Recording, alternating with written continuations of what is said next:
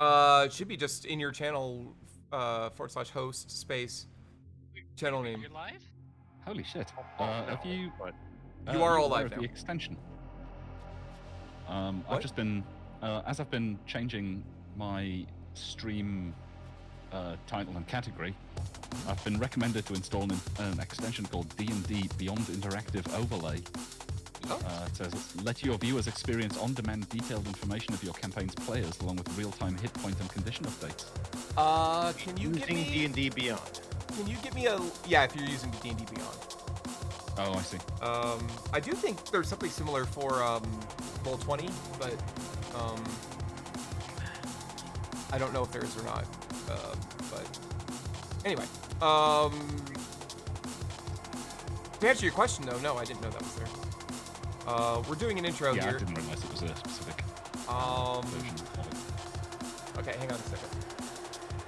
Hey, Goobus. We're doing D&D now. We are, like I said, pretty full, but you're welcome to come in and do character creation and with us. And we're gonna have people coming in and out. We have alternates, so you're welcome to join. Really? Really? No, I don't want to play Phasmophobia, you dipshit. The fuck is wrong with you? Are you a drug addict? Donovan's a drug addict. All right. I'm high on life, that was dude. your daughter, but okay. Yeah, she is. Whew. All right. Anyway, you're just As long tired. as she stays away from the bad ones. The heavier stuff, yeah. Opiates. Yeah. Yes, that's the only bad drug. Everything else is fine. Cocaine, crack, no, that's all good. Just not opiates. I mean, Meanwhile, I have a pilot's on your desk. Nice. Not a pilot. Welcome, Kaczynski and Bergendorf. Those are legal. Can you still leave the door open? No, they're not. All right, I'm trying to get you guys the link. I'm actually stalling while I do that because I don't remember how to do that. So hold on. This isn't what I want to see. I don't want to launch the game. I want to see all my games. Can I see all my games? No, my game. join the game. Oh, I've got to click sign in. That'll help. That will help. Yes. Yeah. I just had to change my presenting name. Create It's new like, oh, I game. don't want my actual name to be in there. Oh, that's what's wrong. I'm not the DM. I've signed in as the wrong person. All right, that makes more sense. Well, Sign in. What? There we go. Now I have options. I'm like, why can't I leave my own game? That doesn't make sense. Invite players. Hey guys, look at this email address. No, share link. That's what I want. Copy link address.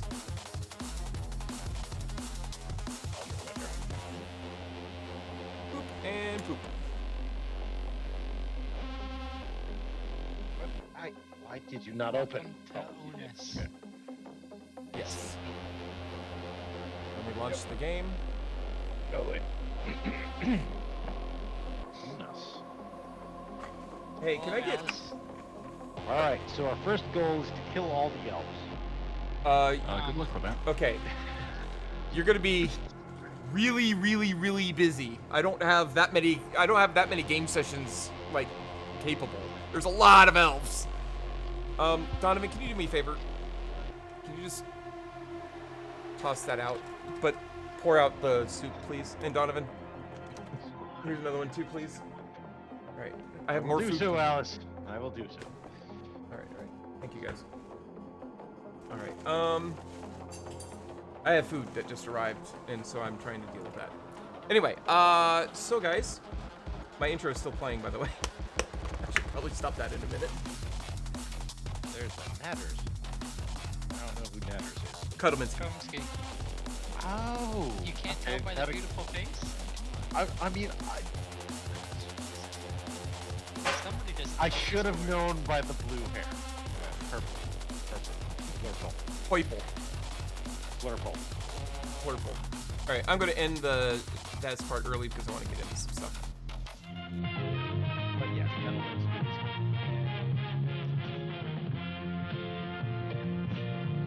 What's funny is we had like a whole bunch of people that were wanting to come in, and none of them are here. I know Alice wants to do this. What's going on?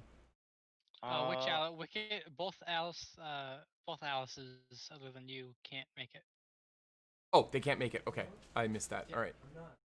What? Why can't they got make you. it? Why can't Alice? Why can't either Alice make it? I know that. So the reprobate Alice is busy from work and decided not to join the D&D thing. Okay. Just because she's just gonna get busier and busier for work. Okay. And then Wicked Alice, there was another reason why she couldn't. Okay. Her but schedule's she too said she could. chaotic. There it is. It's So too similar chaotic. reason. Yeah, just Yep. too busy. Oh. Don't really have a structure to it. There you go. Right there. Your schedule is chaos. Okay. All right. Well. Bad Panda. I mean, Oh. if we were all changelings, Alice, it would work. No. Just putting that out there. None of you are changelings. What?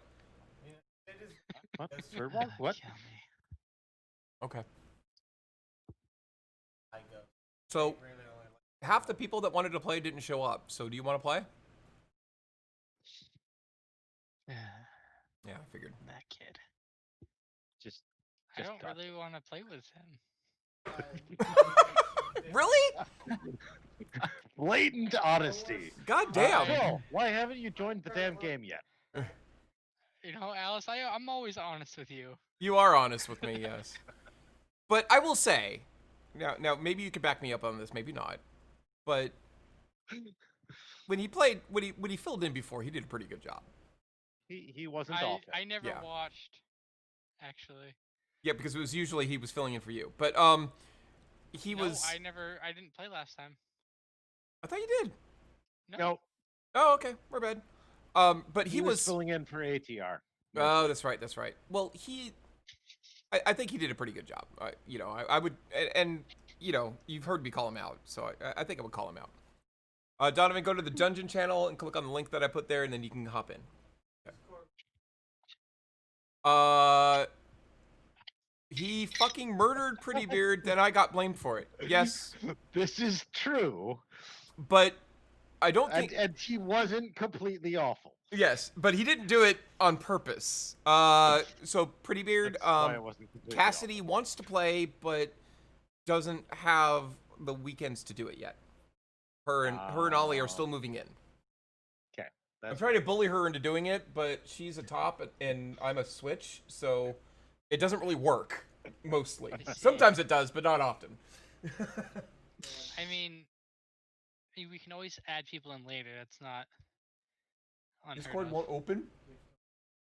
Well, I mean, yeah, we've got Maybe- space for Yeah. alt too. So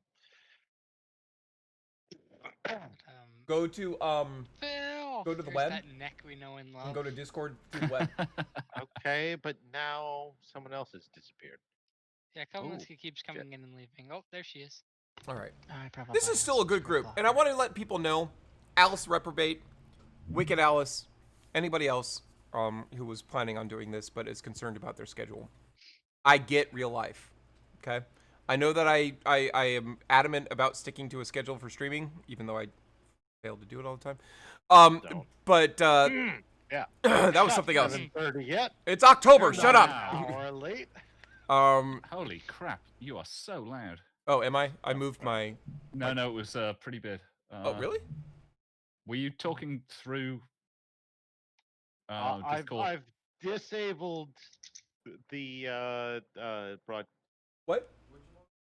The dungeon. Yeah, were you talking through Roll20 at the same time as Probably. Discord? Yeah, I have Right. I have all Phil. my stuff disabled for all. Phil, go to your settings and you can say I want to receive from others and just set it to names only or pictures only or something and get rid of the voice and Yeah, you should and change camera. I fixed it now. I clicked the reconnect button.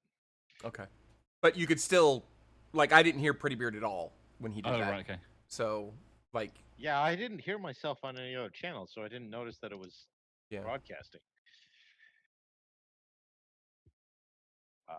So anyway, what I was trying to get at is I get real life. I know that people can't make every session. Alice the Reprobate, I think you did fine last time, right? And it's not like it was in the last session where it was like, these are the characters that we have to play because they're the only ones provided for this particular, thing. Oh, I got you, Donovan. Oh my God. All right. Are we in a Yeah. tavern? It looks like we're in a tavern. Does it? Oh boy. Like, you're not really anywhere.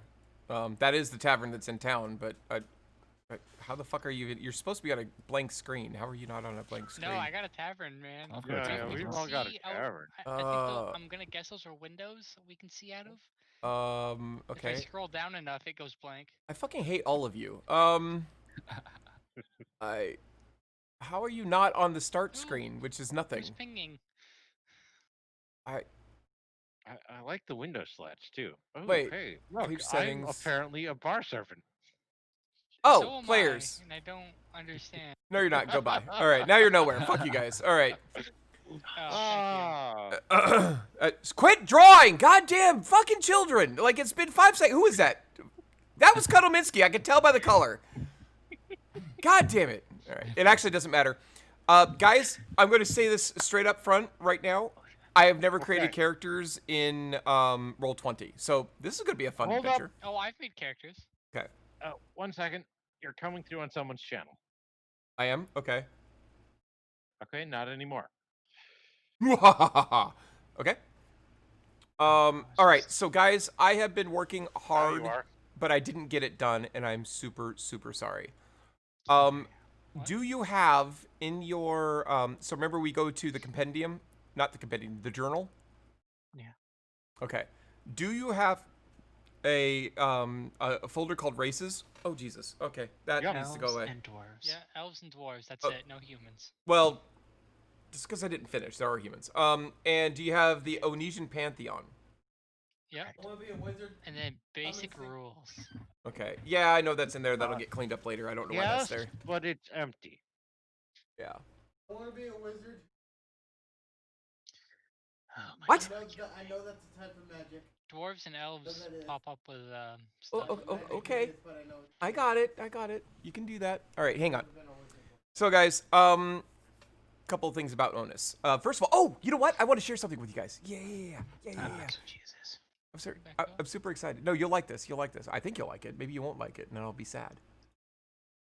I should take a Wait, picture why of do you that. have a gray grid, not just a blacked out screen? Because someone is the fucking GM. I mean, yeah.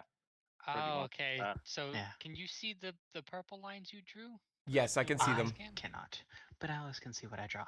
For example, I can write tits, and she'll see it on her stream, and so will everyone else. And then I'll ban you. Okay. But other than that, it's all good.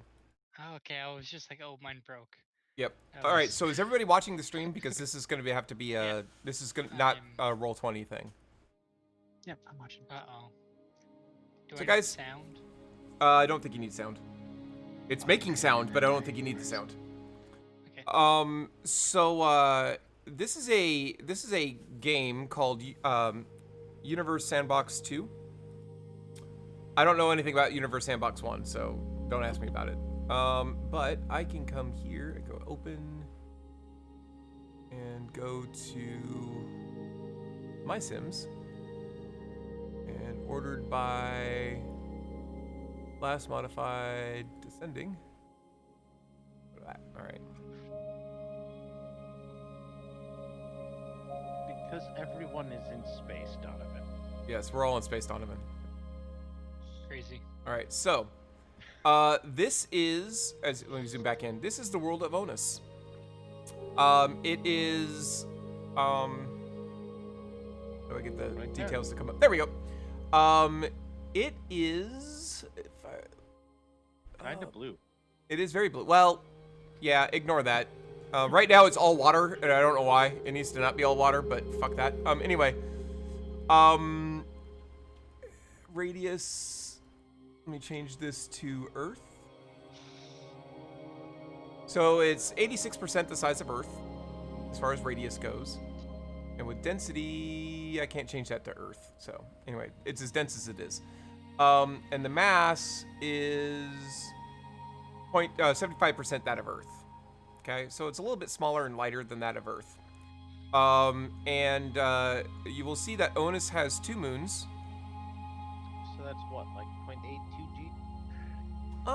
That's on here somewhere. Surface gravity compared to Earth, Yes. 1.01 actually. Yeah, same. Really? Yep. I guess the diameter makes more of a difference than the mass. Well, it's mass divided by, it's mass over, density is mass over, volume. And then that Okay. that directly affects actually mass is all that you need for gravity. Sorry about that. No, actually, the distance from the center of mass. Thank you. affects That's what the- it is. It's distance and mass. Radius. Thank you. That's what I was trying to get to. I have physics before. I'm just not really good at it right now for some reason. Anyway, so Onus has 2 moons. And one is Illyria. Where's the other one? Oh, there it is. And much further out is Illyris.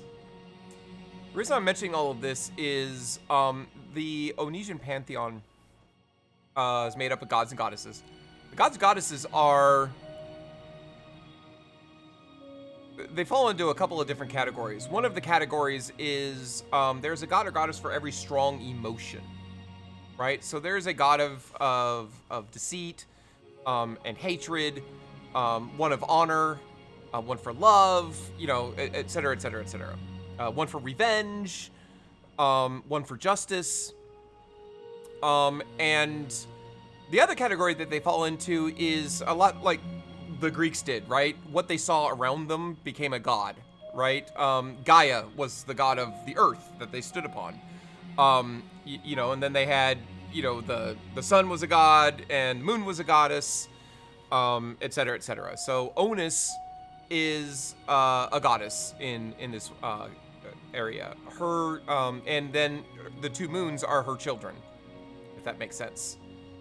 Okay, who's the father? They're gods and goddesses. They don't have to have a father. All right.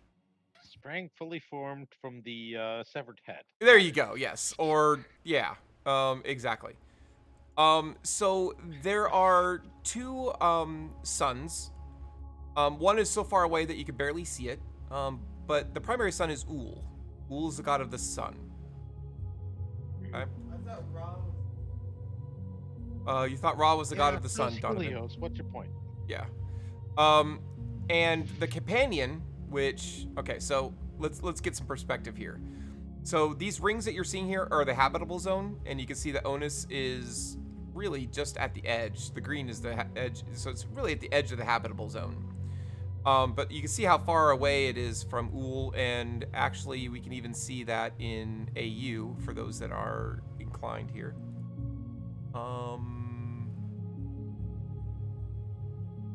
Distance to you, distance to closest star in AU is 0.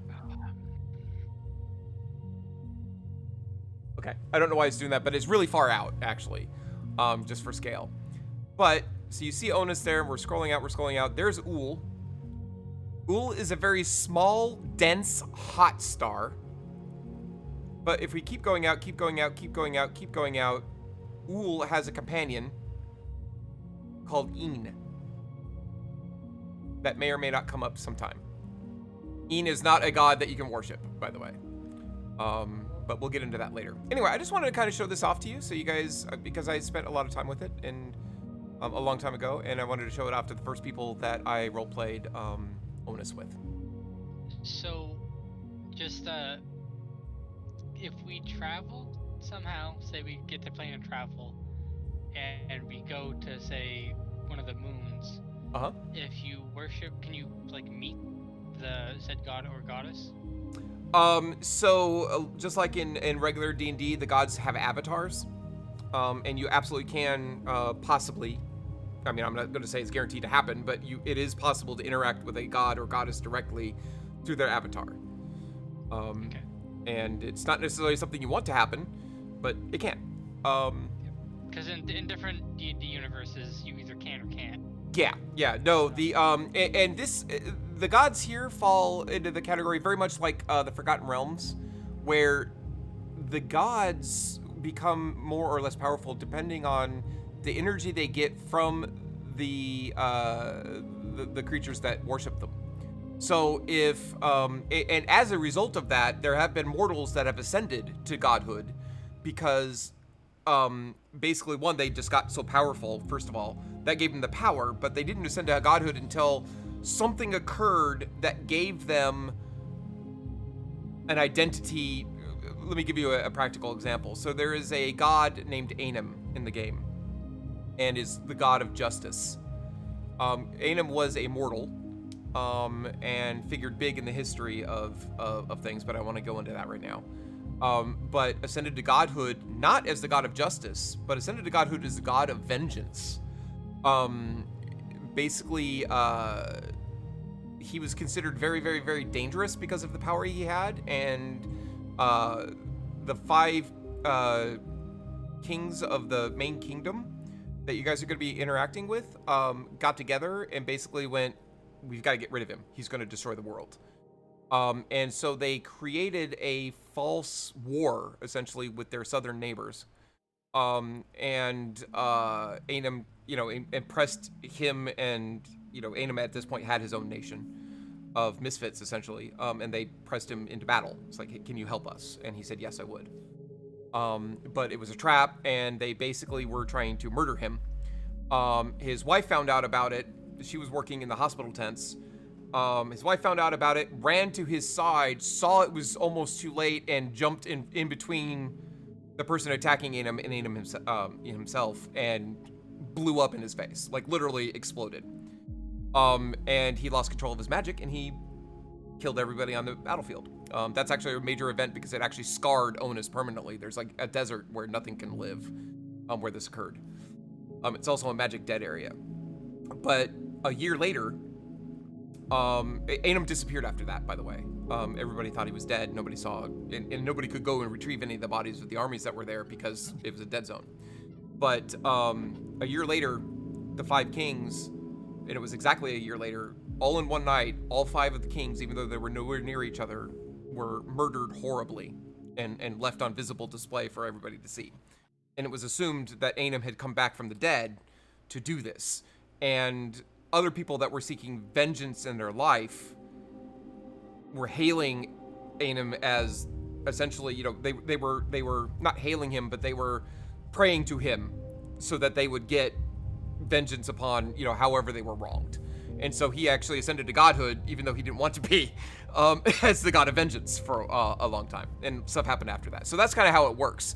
As there was a god of vengeance before, but nobody was, they didn't feel, the people themselves didn't feel that was really the representative of vengeance anymore. It was this other person that had done such a horrific thing, if that makes sense. So gods can come and go. Their power can wax and wane depending on their followers, essentially. Or even if they don't have followers, like evil gods, a lot of them are going to have followers, right? Who wants to pray to the god of murdering people other than assassins? You're not going to get enough people that want to do that. You know what I'm saying? But, perhaps, it's like, hey, I've been, again, wronged by somebody. That person doesn't deserve to live. You spend energy to the god of murder, hoping something bad happens to them. By the way, in real life, please don't do this. Don't wish people get murdered. But you get what I'm saying? That's how it works.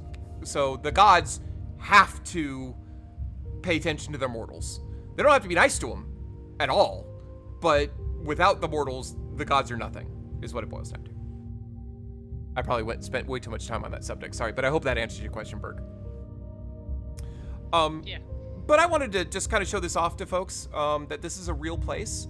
Some things about Onus to note. I don't know how.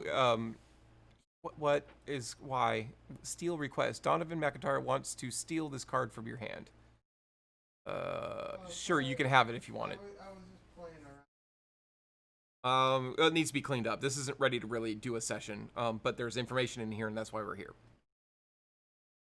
Onus is a relatively new world. So you guys are used to playing in worlds that have been around for billions of years. And Onus has been around for a couple of billion years. But life hasn't been on Onus for long enough for even the dwarves to have formed their first empires yet.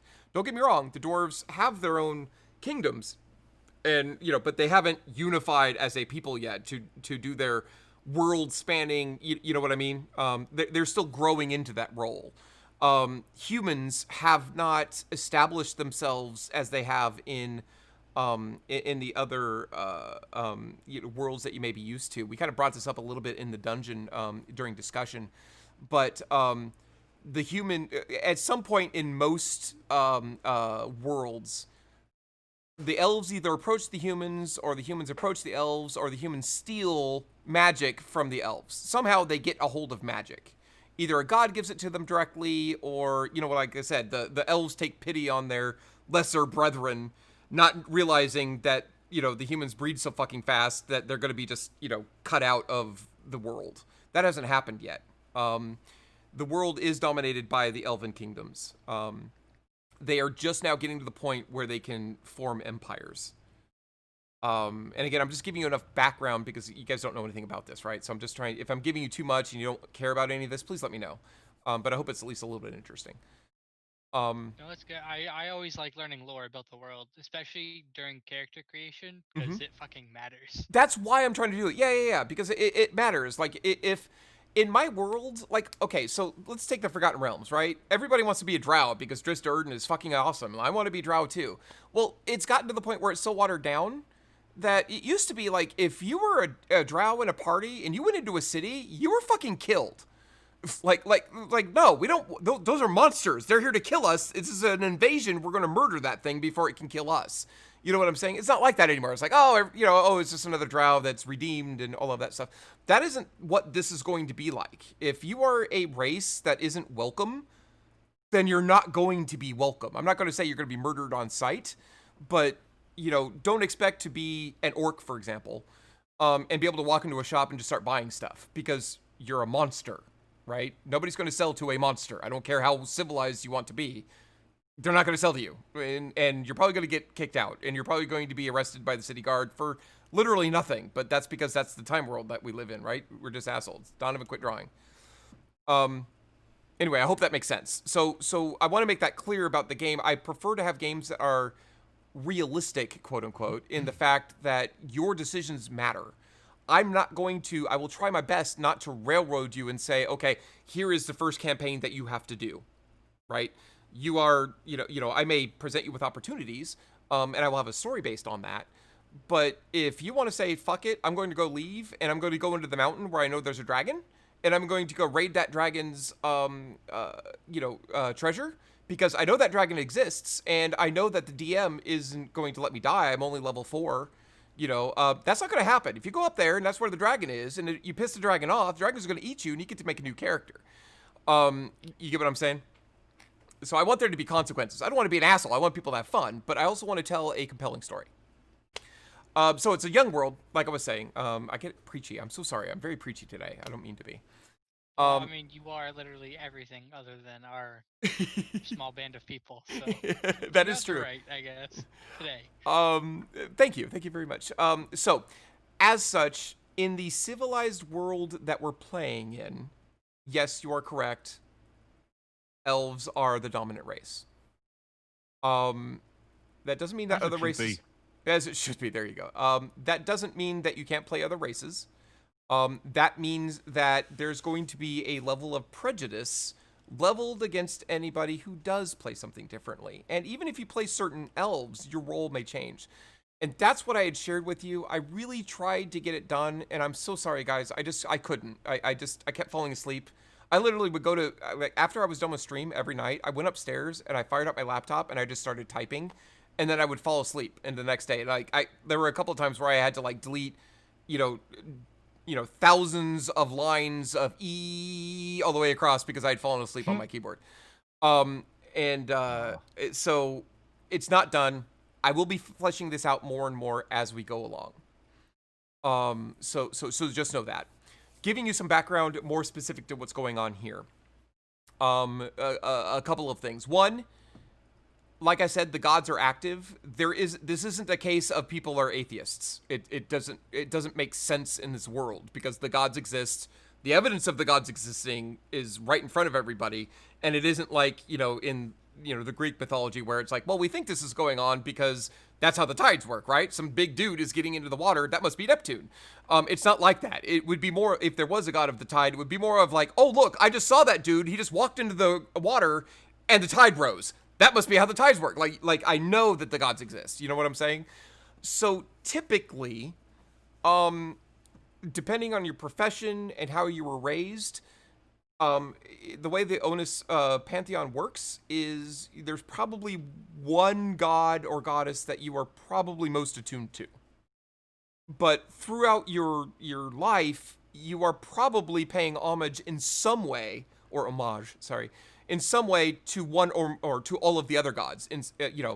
Even if it's a matter of, somebody cuts you off in traffic. Oh, well, that wouldn't be the case. But, somebody splashes mud on you and you just have that brief moment of just pure anger of like, oh my fucking God, you just ruined my clothes. That hatred you feel for just a moment, that feeds the god of hatred. You get what I'm saying? So that's how the pantheon works. So definitely, even if you're not a wisdom-based spellcaster, in other words, you're not a ranger, you're not a cleric, definitely look over the Onus pantheon. I created a chart, basically. I wanted to keep it as bare bones as possible, and not all of the gods are represented. It's very bare bones, Alice. It is very bare bones. But here's the thing: I didn't want to write. I have dozens of things to write for each of these gods, and I didn't have the time. So if you are a cleric, up. Mine's blank. Really? Yeah, that's why I said it's very bare bones. You have it in the GM notes instead of public. I do have it in the GM notes instead of public because I'm an asshole. Like I said, it's very bare bones. Yes, this is as bare bones as you get. All right, can we just copy and paste this? I was doing this late at night. I cannot stress this enough. I was politely trying to let you know. All right, there. Can you guys see it now? Oh my God, there's things. Hey, okay. So yeah, if you guys do need to know more about any of these gods or what's going on, let me know, and I can do that. I can tell you really quickly, Merrick, the god of truth and law, and Nethys, the goddess of chaos and lies, are considered the oldest of the gods. They came first, and it was them together that pretty much created everything else, whether it was the other gods initially, or it was the solar systems as you see it, Ul and Een. They all somehow came from Merrick and Nethys. They are diametric opposites, as you can see, lawful good, chaotic evil, and one is the god of truth and law, and the other one's the god of chaos and lies. But these are ancient entities, and they are perpetually at war. But I will give you a little bit of information, and that is there is a sect of people that believe Merrick and Nethys are actually the same entity and being. And I'm saying entity or being because it's a god and a goddess. Like, you can't, like, these are, like I said, you can see the avatars, but you will never be able to comprehend the entirety that is Merrick. It's not possible, because they are gods, right? You might be able to get away with that with Ainum, but certainly not these two, because they're just that ancient, right? And that primordial. Anyway, it's more of a two sides of the same coin type thing. So anyway, but they are also pretty much reviled by everybody. Those who worship Merrick and those who worship Nethys, both revile, the group that thinks they're the same person. So anyway, definitely take a look at here, see if these identify with you. You will see that several of them don't have symbols. I'm going to be quite honest. That's because I haven't come up with one yet. Right? I don't know. If you have a great idea, it's like, hey, I want to worship Ul, the god of sun, and I want to, I think that this would be really cool to flesh that out a little bit. Get with me offline and let's talk. I'm totally open to that. I want this to be a world that you help create, if that makes sense. And you will do things that will shape this world. So I'm going to close that. Take a look at that. That's important to you. I did pretty much finish the dwarves when I got here to races. Okay. Now there's a lot of background here. If you want to read it, great. If you think it's just all fluff and don't care, I'm not going to read it all to you. But what it boils down to is there are hill dwarves, mountain dwarves, and the deep dwarves. I'm going to tell you right now, the Duergar don't exist, or if they do, nobody knows that they exist. Yeah, you're So right. they're not allowed as a race. Where's my straw? Okay, thank you.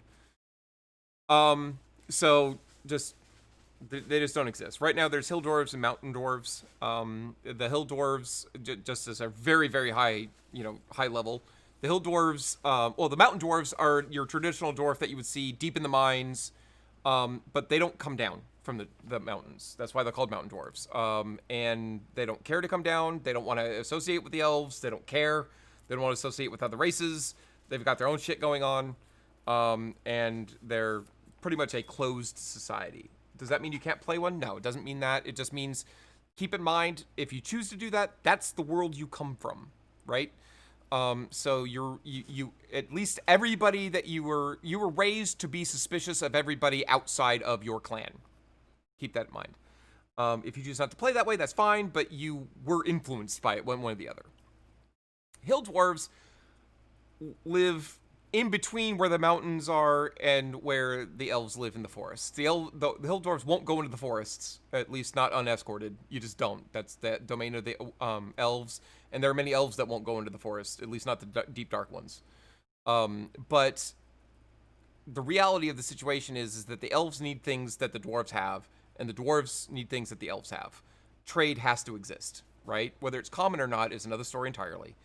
But where there's if it's diplomacy or trading, that's typically the purview of the hill dwarfs, and they are far more likely in general to be an adventurer than the mountain dwarves are. Again, I'm not dictating any of you. This is just the world as it's created, and what you do with that is up to you guys.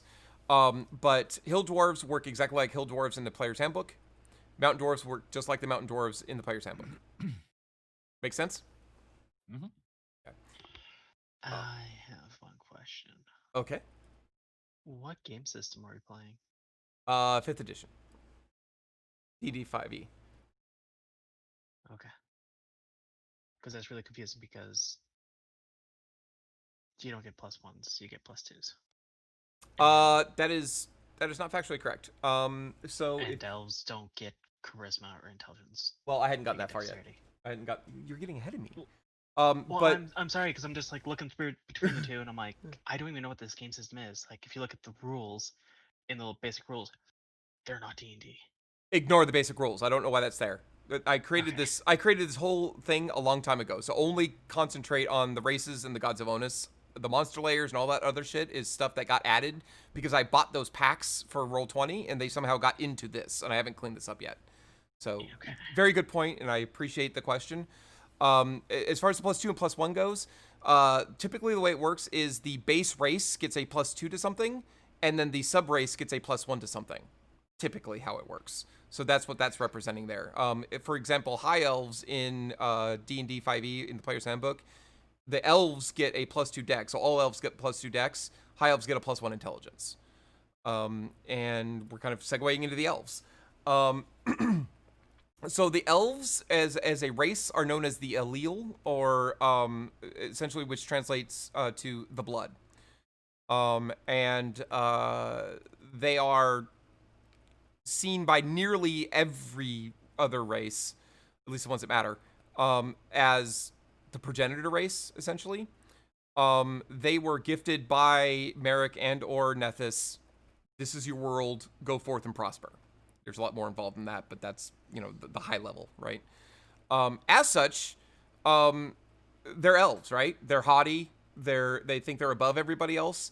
But it's not in a way of, hi, I'm just a general dick because I was written that way, but more of, I'm not trying to be an asshole. It's just, I am this way. Like, I am of the blood of the gods. How can you deny that I am, that I am not, superior in any way, shape, or form? So I guess they're hugely bigoted, but they don't realize they are, and they're not trying to be. Deal with that as you may. Not all, and again, these are huge stereotypes, right? If you want to play an elf that is meek and mild and totally friendly to everybody and doesn't feel themselves superior to anybody, please feel free, go do it. That's great. Just keep in mind all the other elves are going to be that way, right? And there are several sub-races of elves. I have not gotten to them all yet. And I'll go over at a high level of them, and then if anybody wants to create a character based on one of them, I will tell you what bonuses you get, because I didn't even get that far. Again, I am so sorry. Please don't judge me and bow out of the game and say you don't want to play anymore, because I promise this will get fleshed out more. Nope, incomplete, can't play. Okay, well, I fail. So the read through all of this at your leisure, but the high elves. So these are, they refer to themselves not as high elves, but the Elil Alan. The Elil Alan are the... Okay, so if the elves were meant to lead all of the other races, the high elves were meant to lead the elves. So they are another level above. Nearly all of the nobility are high elves. That's and they are natural born leaders. That's why they start with the traits. All the elves, they have the traits that all elves have, and all of the traits that high elves have. But instead of the +1 int, they get a +1 charisma instead. So Kotominsky, just to be clear, I guess now that I'm reading it, I can see why that's confusing. You still get the +2 dexterity that all elves get. You're just getting this on top of that because that's what 5e gives you. Does that make more sense? Yeah, it does. Okay, good.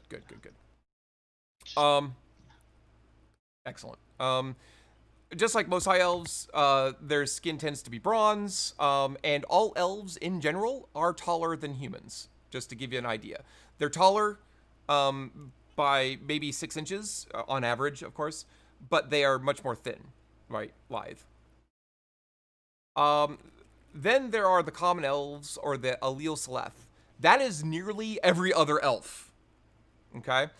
There are far more Elil Seleth than there are Elil Alan. And they essentially have all of the same traits as wood elves, but they don't get a +1 wisdom. I believe they get a +1 constitution instead. And again, still the +2 dex.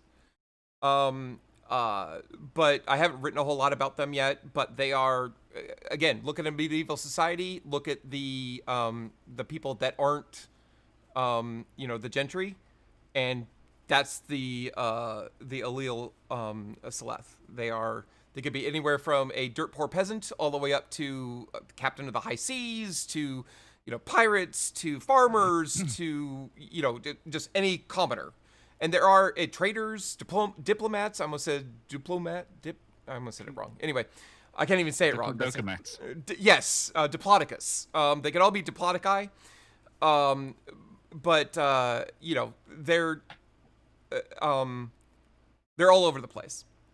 I will say that this is a medieval society that is benevolent. It is still, especially if you're American. I don't know about Europe, so I'm not trying to speak for other people. It's just, but it's like, oh, the medieval society, this is terrible. We should overthrow the king. It's not really seen that way by these people because, again, they see themselves as the leaders of civilization, and they see, they agree that the high elves should be leading them. Does that mean that all high elves are true, altruistic, and noble and non-corrupted? Absolutely not. There's a bunch of assholes out there that need to be taken out. But in general, you're not going to get a whole lot of support for let's overthrow the king and make this a democracy. In fact, there's reasons against that. Merrick gave the elves the first codex, the first laws, and that elevated them from animals to civilized beings. So it's law and order are very, very important to most elves of the North, which is where you're starting. There are other races of elves. The other major race, but ones that you will not, or hopefully will not, encounter very often, come from the south. Again, most of the elves over there are common elves as well, but they have a very different view on society. They are not arranged in a kingdom as such, because instead of worshiping Merrick as a society, they worship Nethys as a society. And that doesn't mean that they're all raging evil assholes. What it means is that if Merrick is the god of law and order, not necessarily justice, I want to make that clear, but of law and order, these are the Americans. The Southern Elves are. They're the ones that are like, okay, no, I think that we should be led by those who are capable of leading, those who deserve to lead. Just because you were born as a high elf doesn't mean jack shit to me, but the fact that you can kick my ass, that means a lot of things to me. You know what I'm saying? You can lead our war armies? Great, go ahead and be the leader. And most of those people are common elves, and they have the same traits as common elves. So the +2 dex, all of the traits of the wood elves, essentially. But they are led by another subrace, not the Allele alone. They are led by the Allele Maketh. I think I said that right. I have to go look at my notes. I'm not going to look it up right now. Which, for all intents and purposes for this game, are the Drow. They have the exact same stats as the Drow. And they are matriarchal, just like the Drow. And but the difference is while they live underground, the common elves that live in their territory live on the surface. As a society, the whole southern group of elves are considered very Machiavellian. Think about it that way. Means to an end. Slavery is legal, but that's because there's a reason for it. There's a need for it. It fills a need, and it's, kind of regrettable. But it's better than what would happen to those poor creatures up in the north, is how they view it. It's like, it's better to be a slave than to be, murdered on sight just because you're human, as an example. That isn't necessarily the right thing to do, but that's the way it is. The Drow in this game, are very different appearance-wise to the Drow in other campaigns. And the reason why is because it never made sense to me. You live underground. You've lived underground for centuries. Why are you completely black? That makes no sense. You should have no melanin, and you should have adaptations specific to being underground. So they're Warhammer Fantasy Dark Elves. If I knew what they looked like, they probably would. I would agree with you, but Very they're pasty. yeah, they are pale to the point of Slightly being goth. translucent. In fact, in strong light, you could see like the veins underneath the skin, the pale alabaster, almost translucent skin of these dark elves. Their hair is completely white. I don't mean like, shockingly white, like, oh, it's awesome because I'm a dark elf, but like completely lacking any, pigment, in almost all cases. Their eyes are pink because, again, they have no melanin. There's no point to, you know what I mean? So think of it that way. But they are also objects of near, they're treated by the Southern Common Elves almost like you would treat deities. They aren't deities, but they are treated that way. Like if there's a conflict or a decision that needs to be made and the surface elves are, unable to make, or they make a decision, we're going to do X, and a single female dark elf arrives and says, you're going to do this other thing instead, then they're like, oh yeah, that's what we were planning the whole time. We're going to go do that. That's a great idea. Whether it's through fear or awe or a combination of fear and awe or whatever, that's just the way they treat them. The people in the north are very likely to at least imprison a dark elf on sight. And again, I'm calling them dark elves because that's what you're used to seeing them as, but they're not dark at all. Because there had been war after war after war, just millennia of war with these elves. And they know, the elves of the north know that these, mystic beings are very powerful. They're treated as, like I said, they're nearly worshipped by, these other elves, and they can be nothing but trouble. They are known to actively and eagerly traffic with demons, to the point where they basically if they are favored by their goddess, Nethys, the goddess of pretty much all that is evil and terrible, they can undergo a transformation and basically become a succubus. Like, just straight up, I'm a demon now. So anyway, that's them. There are also some other minor races of elves. If you guys are interested, there is a wood elf class that is essentially, or race that is just essentially a wood elf. Just think about it, they live in the woods. They don't really join the rest of society, but they're not against it either. And then there are wild elves, which are sort of close to how Elder Scrolls would treat what were the elves that were cannibalistic. I can't remember what they were called. Say it again. Frost elves. I believe so. I can't remember. The ones in Skyrim. Yeah. Falmer, I think so. I don't remember. Anyway, you guys know what I'm talking about, so we don't have to go into it. They're like that. They're not cannibalistic, but they are, they live in deep in the forest, in the dark primordial parts of the forest that you just don't want to fuck with, because they will murder you for being there. The Bosmer. Yeah, the Bosmer. It is the Bosmer. It's the wood elves, but it's the wood elves that are still from that haven't come to society and stuff. I will throw a bitch fit about people calling my Bosmers those damn dwelling cannibals. No, we eat people because we don't waste the bodies. I know why you do it, but what I'm getting at though is the from the outside, the rumors that go around those Bosmer. That's how you would view the wild elves. They're pretty much barbarians of the deep forest. Think about it that way, I guess. They don't join society. They're primitive, or at least that's how they're seen. They're also the reason why people don't go to the. If somebody tells you, if you go, oh hey, what's in that forest over there, and they go, oh okay, yeah, you can go in there. There's some paths over here, but don't step off the path. Don't step off the path, because people who step off the path are not seen again. And it's because of those elves. I hope that makes sense. I don't want to drill all this into your head, but that's the elves as a whole. Let's go on to some of the other races. Let's pick up gnomes next. I don't know if anybody's interested in gnomes. Gnomes are a mythic race. They exist, but you will be an object of wonder and awe. The elves of this world have ties to the Fey world, but they are not themselves Fey. Okay? In other words, they recognize that the Fey, the Unseelie, and the Seelie courts exist, and they recognize them, but they also know not to fuck with them. Gnomes are straight up Fey creatures. Very, very, very little is known about them. But they do exist. They have been known to a very occasionally...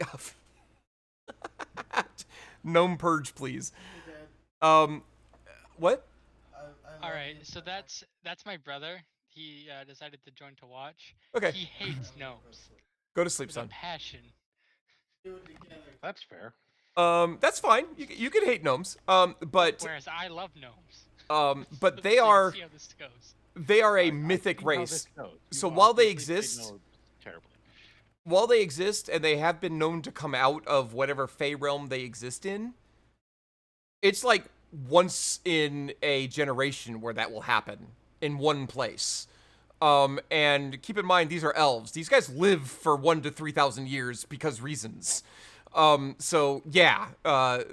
So if somebody shows up straight up, hey, I'm a gnome, haha. They aren't like the Tinker Gnomes of Dragonlance, and they're not like the gnomes necessarily of the Forgotten Realms even. Where it's like, oh, we like doing inventions, and we like doing, we like illusion magic. They do like illusion magic, but it's because, think Celtic Fey creatures. You know what I mean? As far as mysticism goes, and known to steal, the Unseelie versions of Fey will be known to steal children because they can't reproduce on their own, things of that nature. So a gnome straight up showing up would be an absolute, it's like the goddess of magic showing up and going, yo, sup? And I say goddess, but it's a god. It's like, okay, you're going to get fawned over, and you're probably not going to be able to get a whole lot done in town because, you're going to be celebrated, and, whoever owns the city or runs the city is going to be like, oh, let's have a a feast in your celebration. It was like, dude, I just want to go buy some scrolls and, nope, come on, let's go. And you have to honor us with your presence and blah, blah, blah. Anyway, gnomes. So not much. Use it to your advantage, though. You can. Absolutely you can. Anyway, you are essentially a creature of pure magic, at least from the perspective of everybody else. So that's gnomes as general. So let's see, what am I missing? Tieflings. I hate to say this, guys, but tieflings are unheard of. It is very, very, very likely that secretly the southern elves probably have some tieflings amongst them. Especially since they're consorting with demons so much. But in the north, there has only been one tiefling ever. She is a person who doesn't exist, if that makes sense. She was always an assassin. But she also existed 8,000 years ago. There's no way she's still alive, type thing. She is the product of a union between a half-elf, which are supposed to be unable to reproduce naturally, and a dark elf, essentially, who had undergone the ritual to become a succubus. That's a very long story. But anyway, she has gone by many names. Her common, assassin name was Poison, because that's original, and I created this character when I was an angsty teenager. Don't judge me. So anyway, that's the only tiefling that has been known to exist. You're gonna have to really convince me of how it is that you are a tiefling and managed to get to the north and managed to not get murdered and exist in the first place. If that makes sense.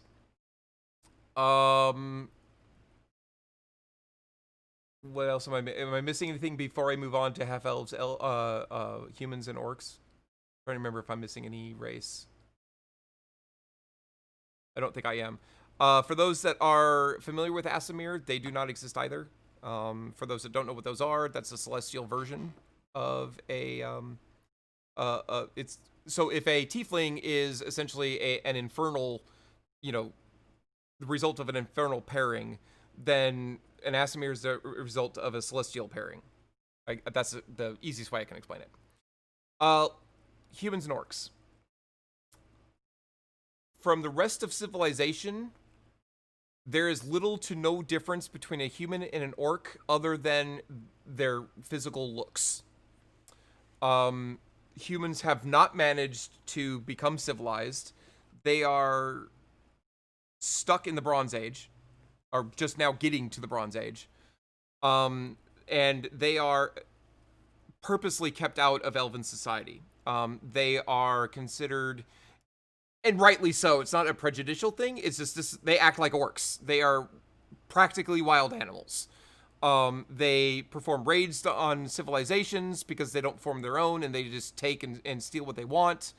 They are essentially barbarians for all practical purposes. So does that mean that humans are not known in to appear in society? That's not the case. They are known, but there is an extreme amount of legitimate prejudice that comes along with being human, because they have murdered and raped and killed and all kinds of things. Does that mean that all humans are that way? No, but the only contact that the elves are getting with humans are the people that are doing this. And when I'm saying murdering, raping, and killing, we're not talking about Genghis Khan level of organization here.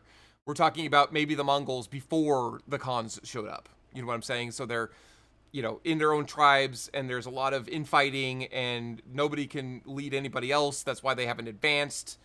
Magic is almost unknown amongst them, but isn't completely unknown amongst them. And there have been a few that have been trained by elves to be things like rangers and druids. So it exists. And it absolutely is possible to be a human. And humans have the stats that humans do in the Player's Handbook. Does that make sense? Oh, they're Dragonborn. Yeah. Any halflings or dragonborn? Thank you very much, Huffy Ninja, for bringing that up. I'll get that in just a moment. Any questions about humans or any concerns about humans? Yeah. Okay, good. We'll get to half-elves now. I'm not going to go into all the reasons why now. I'm hoping that you guys will discover some of this lore as you go throughout the game. But half-elves aren't just... People aren't just bigoted against half-elves. People have, or elves in general, have a legitimate fear of half-elves. First of all, if we go back to the concept that humans are essentially barbarians or essentially no better than orcs, and it isn't because, we don't like humans, so therefore they're no better than orcs. It's because they act just like orcs do, right? So, people they have that prejudice against them because they've earned that prejudice against them. So if you look at a half-elf, you're seeing essentially what you're assuming to be a product of rape, right? Some tragedy befell a female elf, and that's why this, this half-elf exists. In reality, is that the case all the time? No, not necessarily. There's absolutely been, unions between, an elf and a human that fell in love with each other. There's also been times where, not all elves are altruistic. They've gone and culled some of the humans and, like Crusaders do, you go and you take what is rightfully yours, sometimes the women, right? And you end up with a half-elf that way. But the general view of society is that it would be the other way around, that it was a human that had, taken advantage of an elf. So that's number one reason why they're pitied or reviled. Another reason is prophecy. There is a prophecy that was supposedly fulfilled by Onus, actually, that event I told you about many years ago, that a half-elf would rise to power and destroy the world. And so the North and the South both are legitimately fearful of half-elves because the world wasn't destroyed when Onus was, did what he did, which we'll get into later. But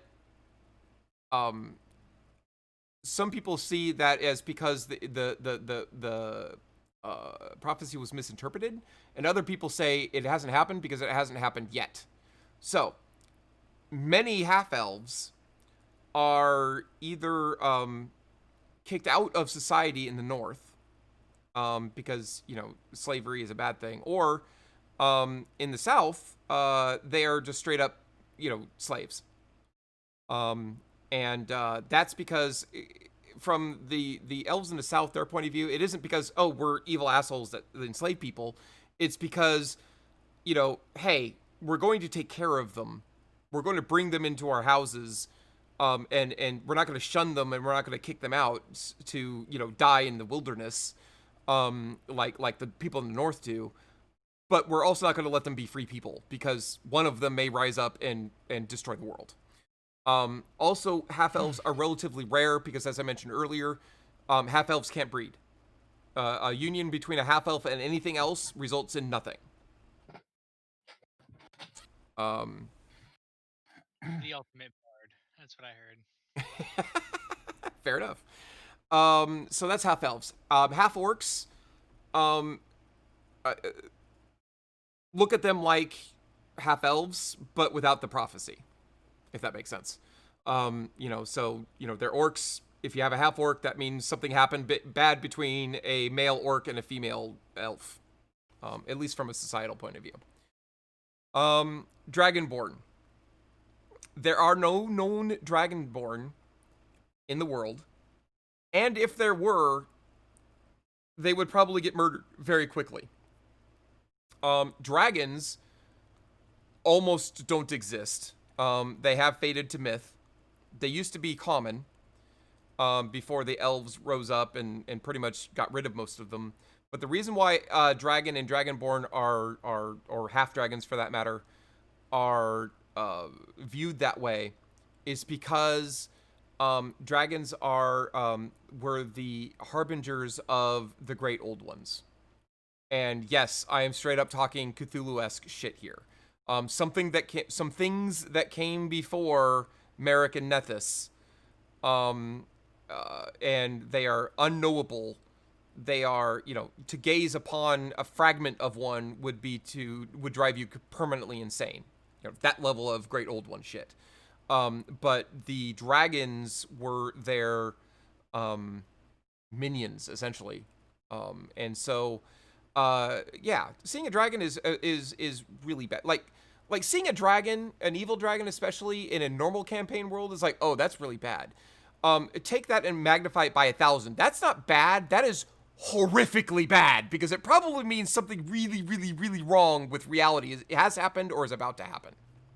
So that's the Dragonborn, and halflings. There are no known halflings in the world. I haven't completely ruled out that halflings exist. But you would have to convince me about why you weren't discovered. Your family wasn't discovered up to this point, or your society wasn't discovered up to this point. And if I said yes, keep in mind, you wouldn't be reviled like the drow. You wouldn't be fawned over like the gnomes, but there would be a lot of, what's wrong with you? You kind of look like a human, which we don't like, but you're like half the size, which is comical and weird. Are you like some sort of deformed human? Because you would literally be a puzzle. It wouldn't be a matter of prejudice. It would be a matter of, I literally don't know what you are or why you're here, and do I need to worry about you? Is there like 100 of you, hiding in the bushes ready to murder us? Because that's what a human would do. So yeah, that's all of the races. Makes sense. What about goblins? Goblins exist. They're not. They're Specifically the Verdan. I don't know the Verdan. So it's in the Acquisitions Incorporated book. Okay. I'd have to read about them. So they're basically a goblin that like went through, what is it? Is it the Maw? I think. So basically, how I would flavor it for your world was either probably Southern elves would like mess with magic and experiment on a goblin clan, and essentially created a new race by subjecting them to magical experiments. If they're in an official source book, based on what you said, I don't see. Yeah, I couldn't remember if Acquisitions Incorporated had printed. I've been out of touch with them for quite a while, so it's in my lap. Okay, I believe you. Based on what you've told me up to this point, I'm not against it. I will say, goblins are not nearly as organized as orcs or humans are, and I already told you how they're viewed. You would literally be seen, even if you were a civilized race, or not civilized, but even if you were advanced enough to not be just a monster, you would be seen as just a monster. So expect people to react that way. Murdering a goblin. Go ahead. Like sorry. Servants, kind of like a servitude race. That would make sense. That would work in the south, in the underground, where the quote drow unquote are, the Allele Macath. But that's not where we're starting that campaign. So, if you were here, there would be some reason why you were here, but you still would be seen on site as a monster. And, like if, like in the old days of D&D, right? I murdered a goblin. Well, I didn't murder anything. I killed a monster, if that makes sense. Is it impossible to play? No, it's not impossible to play, but it's going to be a challenge. I'll tell you that much.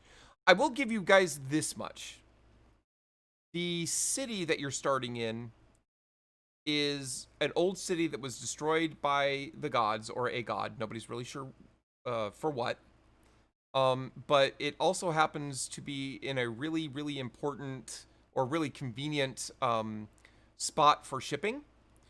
Especially since the meteor that was sent to destroy the city was has created a natural cove, because there's now a depression there that's surrounded by, ejecta from the meteor that hit.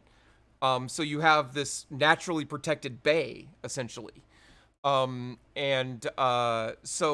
as a result, one of the kings has straight up said, gone to one of his minions and as a reward said, I'm granting you the city. I want you to do whatever it takes to reclaim it. And that process has just recently started. And one of the first things that that was done by the regent, the person running the city, was to essentially say, we need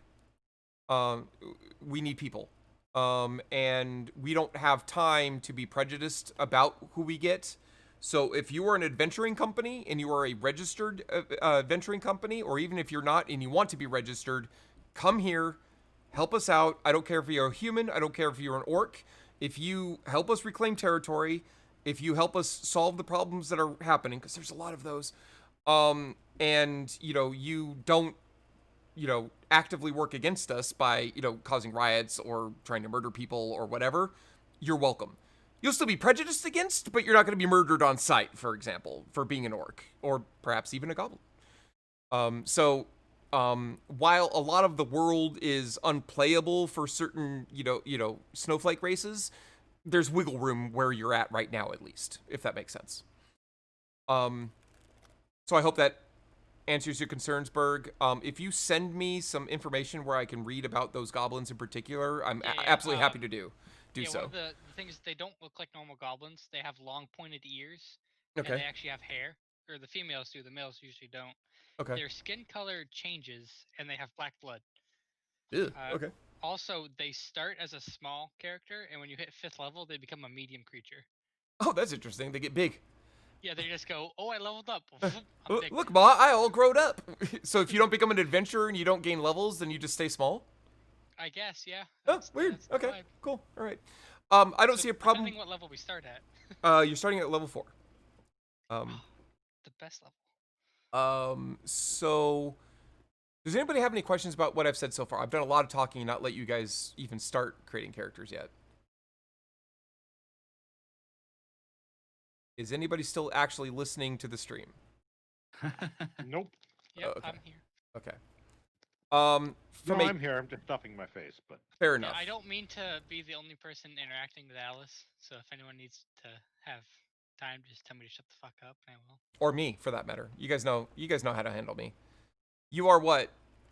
Oh wait, I am just on your speakers. Oh, you're listening on my speaker. Okay, sounds good. So all of that being said, let's go to classes.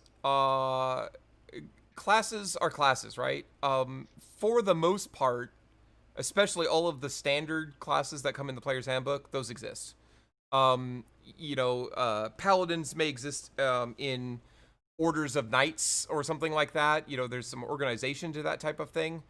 But F Captain Bonte. I think that's how to say your name. Thank you for lurking. I appreciate that. And thank you for speaking up and saying you were lurking, which means you weren't lurking anymore, but you are again now. Oh no, put it in Discord, Berg. I can't look at it right now. Sorry. Yeah, I know. Okay. So where was I? So the standard classes are represented.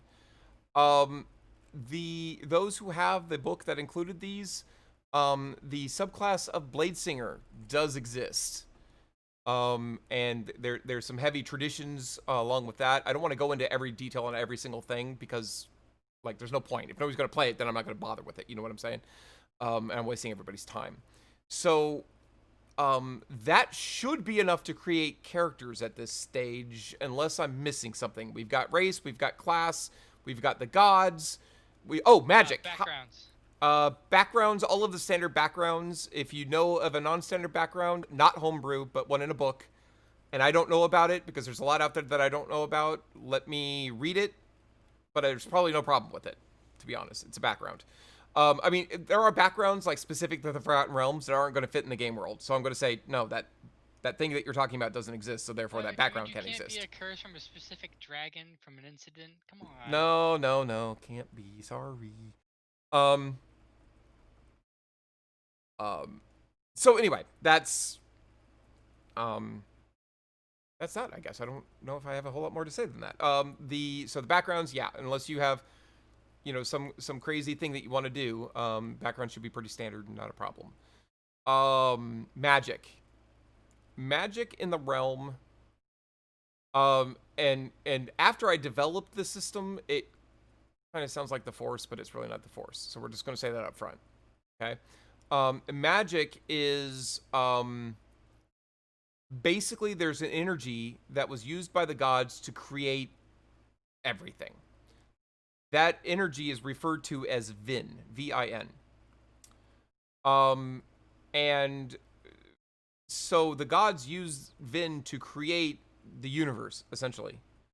So therefore, the whole spiel of, the Force flows through everybody and it makes up all living things and all, okay, yes, I guess so, but that's also Shintoism if you look at it. So, yeah, I'm not stealing this from Star Wars, but that's what Vin is. Arcane magic users, in one way or another, basically tap into what the energy that the gods use, and very clumsily in comparison form patterns to bend it to their will. Okay, so fireball as a spell is a certain amount of Vin that has been formed into a pattern to do certain things, i.e. go out to a certain area and explode in fire. At which point it becomes normal fire because you've now created this thing, if that makes sense. So, and again, this is just mechanics. It doesn't change how a wizard works or a sorcerer works. It's just, this is what it is. However, this is the magic of the gods, essentially, the power of the gods. As such, mortals by themselves are not able, they're not capable of wielding this alone. They need a crutch of some sort. And that crutch is personal to every single spellcaster, arcane or divine. And it could be something like a wand, it could be a staff, it could be your holy symbol, whatever it is, you've got something that belongs to you that you have attuned to your spirit that allows you to cast spells. If you lose or damage it, and I'm not going to go out of my way to, aha, I'm going to cripple you every 5 minutes by, you dropped your holy symbol. I'm not going to do that, but, if it comes up, if you lose or it's destroyed or broken, you will have to create another, and until you do so, you will have to use something temporarily, which will not work as well. So basically think of it like when Ron Weasley broke his wand and then had to tape it together and then just started doing stupid shit. Think of it like that, right? You can still cast, not well. It may backfire. It may do something else. But you'll have to go through a process of reattuning something to yourself, which is not easy. It's essentially a quest in itself. To find the right materials, to get it, blessed by the right god, or to bring it to the, to the sacred glade and have it run through the pure waters of the tears of, this goddess, whatever, to do something. So as such, I'm also not going to take it lightly to make you lose one either, but that's just the idea.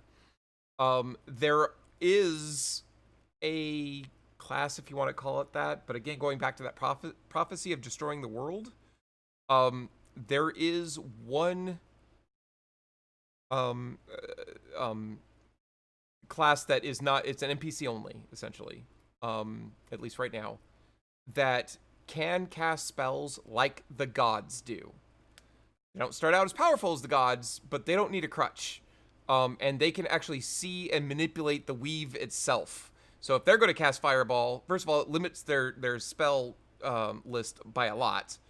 But if they're going to cast Fireball, they can actually manipulate the weave by actually weaving it. As opposed to doing so through a crutch and the magic words of power that a wizard would use, or the inner source of power that a sorcerer uses, or or not the inner source, but the power of the blood that the sorcerer uses, or the pact that the warlock has made. But it doesn't change the mechanics of spellcasters. I just wanted you to know that. Any questions? Who wants me to shut the Nope. fuck up now so we can get started? All right. Fun fact. I don't know how to create characters. These are NPCs. I have absolutely no idea how to create characters. Let me get out real quick. Because I thought... Exit game. I think you make a character sheet and then assign it to us and give us editing privileges. I think that's how it works. Okay. Let me look at the... Something like that. Let me look at the game. D&D 5e, scheduled game, post new type. There's a way to content. At archive, external journal, setting. Game add-ons. Here we go. We're missing this. There was a way to... Do you know how... I'm sorry, I didn't mean to cut you off. Yeah, no. Okay. You want to go under settings. Game settings. I should bring Copy up game. my Roll20. That way I could just Game walk settings. through it in real time. Here it is. Character sheet template, D&D 5e by Roll20. Yeah. But how do I give it to you? So you go back to your actual campaign, like actually you're in it if you're running the game, Yep. And launch game. and you want to basically create. Like Berg was saying, create and give to. Yeah, pretty much. I'm just gonna launch my own Roll20. So I can add character. Yep. But this doesn't look like the character sheet. Yeah, no. Go ahead and click the character.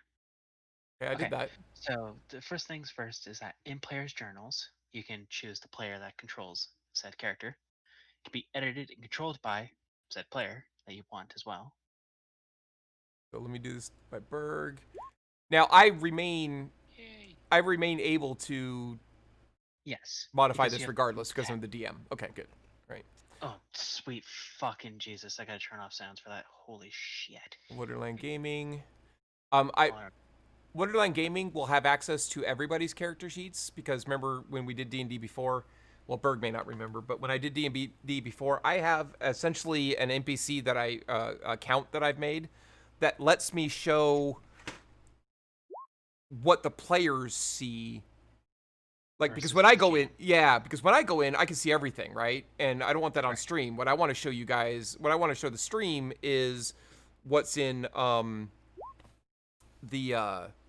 what we see. What you see. So that's what Wonderland Gaming is. So they'll always be in the players' journals. So I've done that. So I hit save changes, right? Now, does that let you create a character? Okay, good. Yep. Yeah. So you click on that in your journal tab, and then you go to the character sheet. Yep. Okay. Thing, and then now I can go in and edit that. All right. So as far as character creation goes, specifically generating stats, it's done exactly like it's done in the player's handbook.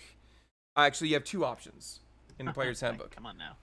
You can do you can either do hang on. No, not the rolling. Point by or standard array. The standard array. Yeah, so there's so you do the point by or the standard array. Yeah. That's exactly it. You guys are on it, so I'll shut up now. Oh, God. Also, you cannot start with a score higher than 16 before you add your pluses for whatever race and class you are. Okay.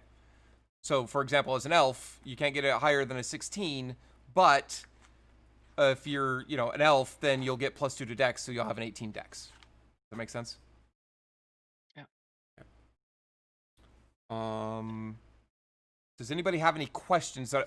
Would anybody else like a character? Yes, please. Sorry, guys. My bad. I'm trying. Obviously, these names are just randomly generated. I'm not doing them. So with point by and standard array, you can't have above 15. Is it 15? Yep. Okay. Well, then point by, you can have 3 15s and 3 8s if you wanted to. Okay, there you go. Pretty Beard, you should be set. Oh, what? Huh? Wake back up. Yeah, Pretty Beard's like, just wake me up when Alice is done talking. I could create a character. All right. So, Kolominsky, you're good? Okay.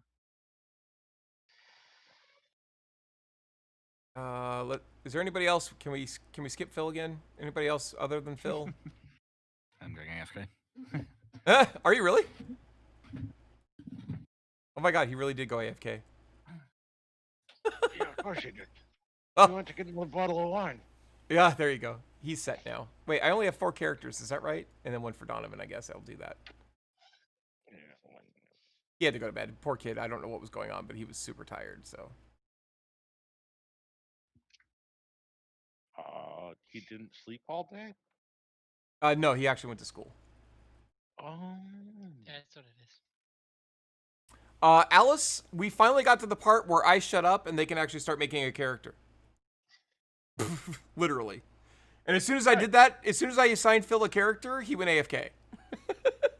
So, does anyone else have an idea of what they want to play? Yes. Well, Okay. I had an idea, but that idea has been like completely slashed because it doesn't go with the lore. Aw. Now I feel bad. That's pretty much the sum total of the lore so far. Yep. That's what happens when you have no idea about it and you've been planning for like all week. I told you not to do that. Well, you can't tell people not to, Alice. That's not how this works. Hey, everybody, stop thinking about the color red. Don't think about it. Yeah, okay. Done. Alice, like you know what you blue. just did? What? You, you just lost the game. I did. Just lost the game, yeah. Phil, what's funny is I gave you a character, and as soon as I did, you went, I'm going AFK.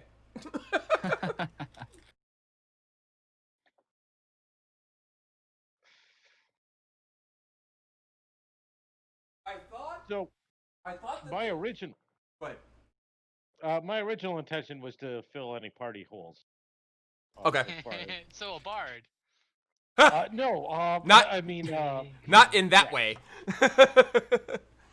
So can we have a goddess of hatred for elves named Alice, sometimes referred No. to as the reprobate by those elves who know of her? No. How does that sound? I mean, quite frankly, if I was gonna play a fuck everything character, I would play a warlock Half-elf. with the Fey Pact. I would do it. Oh, fuck. So- Okay, that didn't do what I wanted it to do. I mean, the Queen of Air and Darkness is a good choice for that.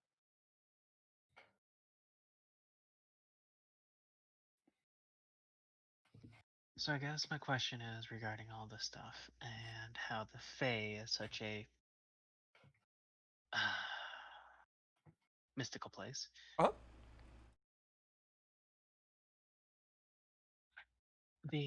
I was going to pick a druid and I was going to go a circle of dreams. Ooh.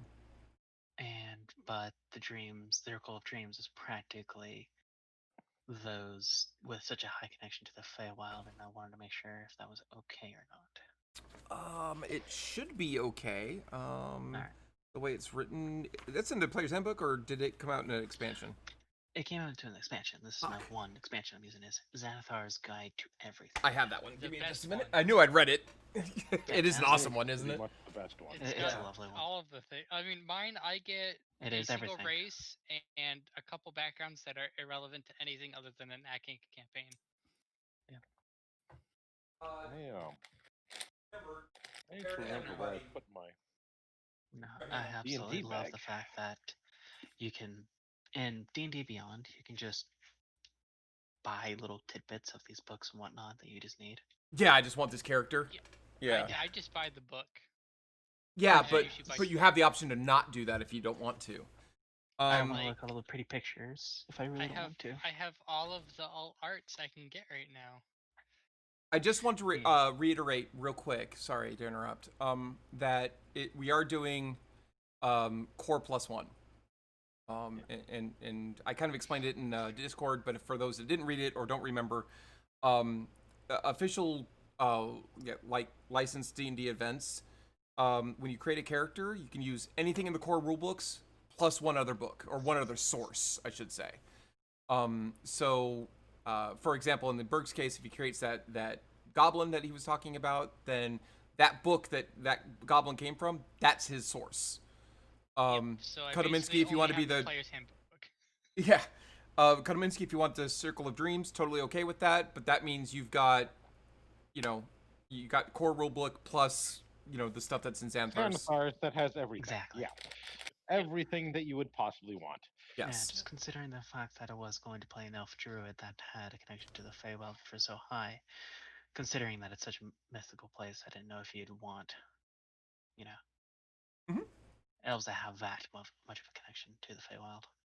No, that's totally fine. Again, the Circle of Dreams, Strong Ties is Feywild and Streamlike Realms, Guardianship of the Natural. No, that works totally fine because that's kind of how they see the Feywild, right? It's a lot like how the Irish saw the Fairyland, right? Or Yeah. the Unseelie and Seelie courts. This is just Exactly. you know more about it than most people do. In your case, playing a wild elf may, you know, play into that. I'm not dictating what race you want to be. I'm just saying that that would make sense. You know, Oh, it's almost like you know or what wood I'm elf. thinking though. Okay. um, And so, considering the elf differences, mhm. because I didn't see it written up yet, It's the not. wild elves, Mm-hmm. what's their +1 change? Strength. Really? Okay. Yeah. Thank you. Because again, they're in the wild doing stuff. There are wood elves that have essentially the same stats as wood elves. If you're looking for that +1 wisdom, that would be the way to go. Yeah. You min max or you? I shall continue to ponder. Okay, no problem. And I'll give you more details if you're interested on the other. But I think right now the way I'm going to go, just for simplicity's sake, is wild elves will have all of the traits of wood elves, except for the +1 okay. strength instead of wisdom. Let's just do it that to make it easier. All right, perfect. Because I am trying to, as much as I want the world to be a special snowflake, I also want the game playable and playable in a reasonable amount of time. Or understandable in a pretty word. All right, Phil, Phil? what are you thinking about playing? Someone check a known when I can tell you that. All right, still AFK. Great. Who's No, sorry? What? He came back. There you go. Hey, I'm here. Can you hear me? I can hear you now. We couldn't for a while, but we can hear you now. Oh, you both spoke to each other. I thought Alice. I thought you were waiting for Pretty Bird to finish what he was saying, or for whoever it was he was talking to reply to him. And Pretty Bird, I didn't hear what you said because you were speaking at the same time as Alice. So I was waiting to hear So what was going to happen before speaking. yeah, what Pretty Bird's trying to do is he wants to be very flexible. So he is waiting to hear what everybody else is going to play so that he can go, oh, we're missing a X. I'm going to play Okay. X. I was planning on playing a wizard, Okay. an elf wizard. Okay. Beautiful. Oh, wait, not beautiful. No, it's perfectly fine. And do you know what which subrace of elf you were going to be? I was going to go for a little Seleth, Okay. just a Sounds common good. elf. Common elf. Sounds Elf? good. Elf. Gelf. Elf. I'm a common elf. Common elf. I love that accent. Anyway, sounds perfectly good. Essentially, by the way, guys, I have bought the books. Player's Handbook. I think I might even have Xanathar's in here. So if you guys go to the compendium and look anything up, it should give you all the information. Phil, in your case, if you want to play you're playing a high elf, or no, a wood elf essentially, but instead of +1 wisdom Lovely. that they get, you're getting a +1 con. I believe I said. Perfect. I like that. Did you say wood elf? Yes, the common elves have the same stats as a wood elf, but you trade out your wisdom for con. Okay. Okay. And I know that you've been out of the loop for a while. If you have any questions at all about creating your character, please let me know. I'm here for you. Berg, where are you sitting? I really want to play it for Dan. Okay. I sent you a DM on. Oh, was that you? Okay. Yeah, on Discord. It's basically it's the little blurb in the book about like what changed them. Okay, you're fucking killing me right here. Oh, whoops. Oh wait, I could put that on stream. I was like, no, it's secret. It was like, no, it's okay. Yeah, it's kind of a. Open original. Oh, there we go. I can read that. Yeah. That which endures is a nameless, faceless, mysterious entity, something between a multiverse-spanning primordial spirit and an overgod. Represents the amoral and all-encompassing power of entropy, the force that unknowingly and uncaringly changes order into chaos, and that breaks matter and time down into its component parts so that all can be rebuilt. Azathoth, gotcha. Some who study this entity claim that it is clearly evil and destructive. Others call it simply a necessary part of the cycle of death and rebirth. In the end, though, that which endures shows precious. What has this got to do with anything? So that's what changed them from normal goblins. Is they Oh. were exposed to this, like the entire tribe, Hmm. and so there's a whole bunch of them. As if that fits into your lore somehow, because it's not a race that you have. So I kind of don't want to just be like, yeah, this is all kinds of shit about it that you Where are didn't their? plan. What are their stats? I need to know. Um, so they get 1 con and 2 charisma. Okay. They reach Really? adulthood around the age of 20. Yeah. Okay. Go ahead. So part of their thing is they're like chameleons. They adapt to whatever situation they're put in. Uh huh. So they're in the book they basically were in the Underdark, and then when this change happened, they all fled to the surface. And so wherever they, various ones popped up, they adapted to that culture. Mm-hmm. So they're wide-eyed and curious. They basically absorb all knowledge they can and just try to fit in anywhere. Uh, they reach adulthood at about 24 and can live to be nearly 200 years old. But in the book, they're like they haven't died of old age yet because there's such a new race. Mm-hmm. So it's not sure how old they can be. Speed 30 feet, size they start out from a small 3 to 4 feet, but after reaching maturity, they grow a sudden growth spurt of 2 feet or more, um, which is over the course of several days.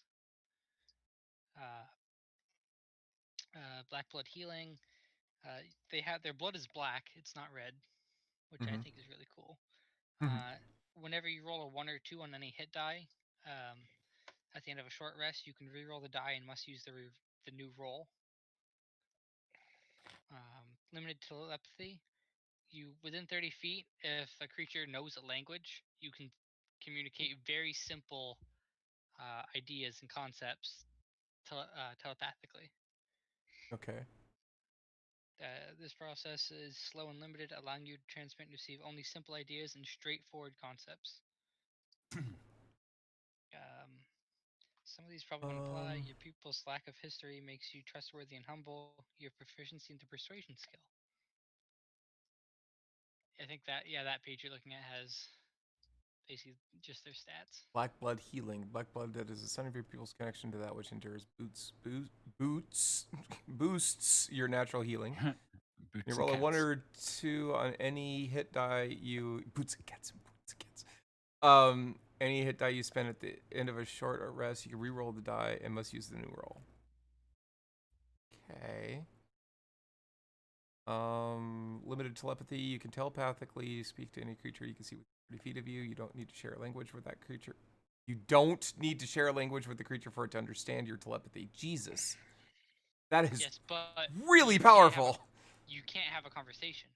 But it must be able to understand at least one language. The process of communication is slow and limited, allowing you to transmit and receive only simple ideas and straightforward concepts. So you're almost like Deanna Troi from Next Generation. Kind of. So the way I think of it, it's like, because I'm really kind of picturing as a like a race that's been like enslaved and is in servitude in your world. So it'd be like the master not having to teach their slaves any language, and it's like, yeah, this slave, you can tell it to come here, and it will come to you no matter who you are. Kind of, if that makes sense. Mm-hmm. Advantage on all wisdom and charisma saving throws. Whoa, that's really powerful.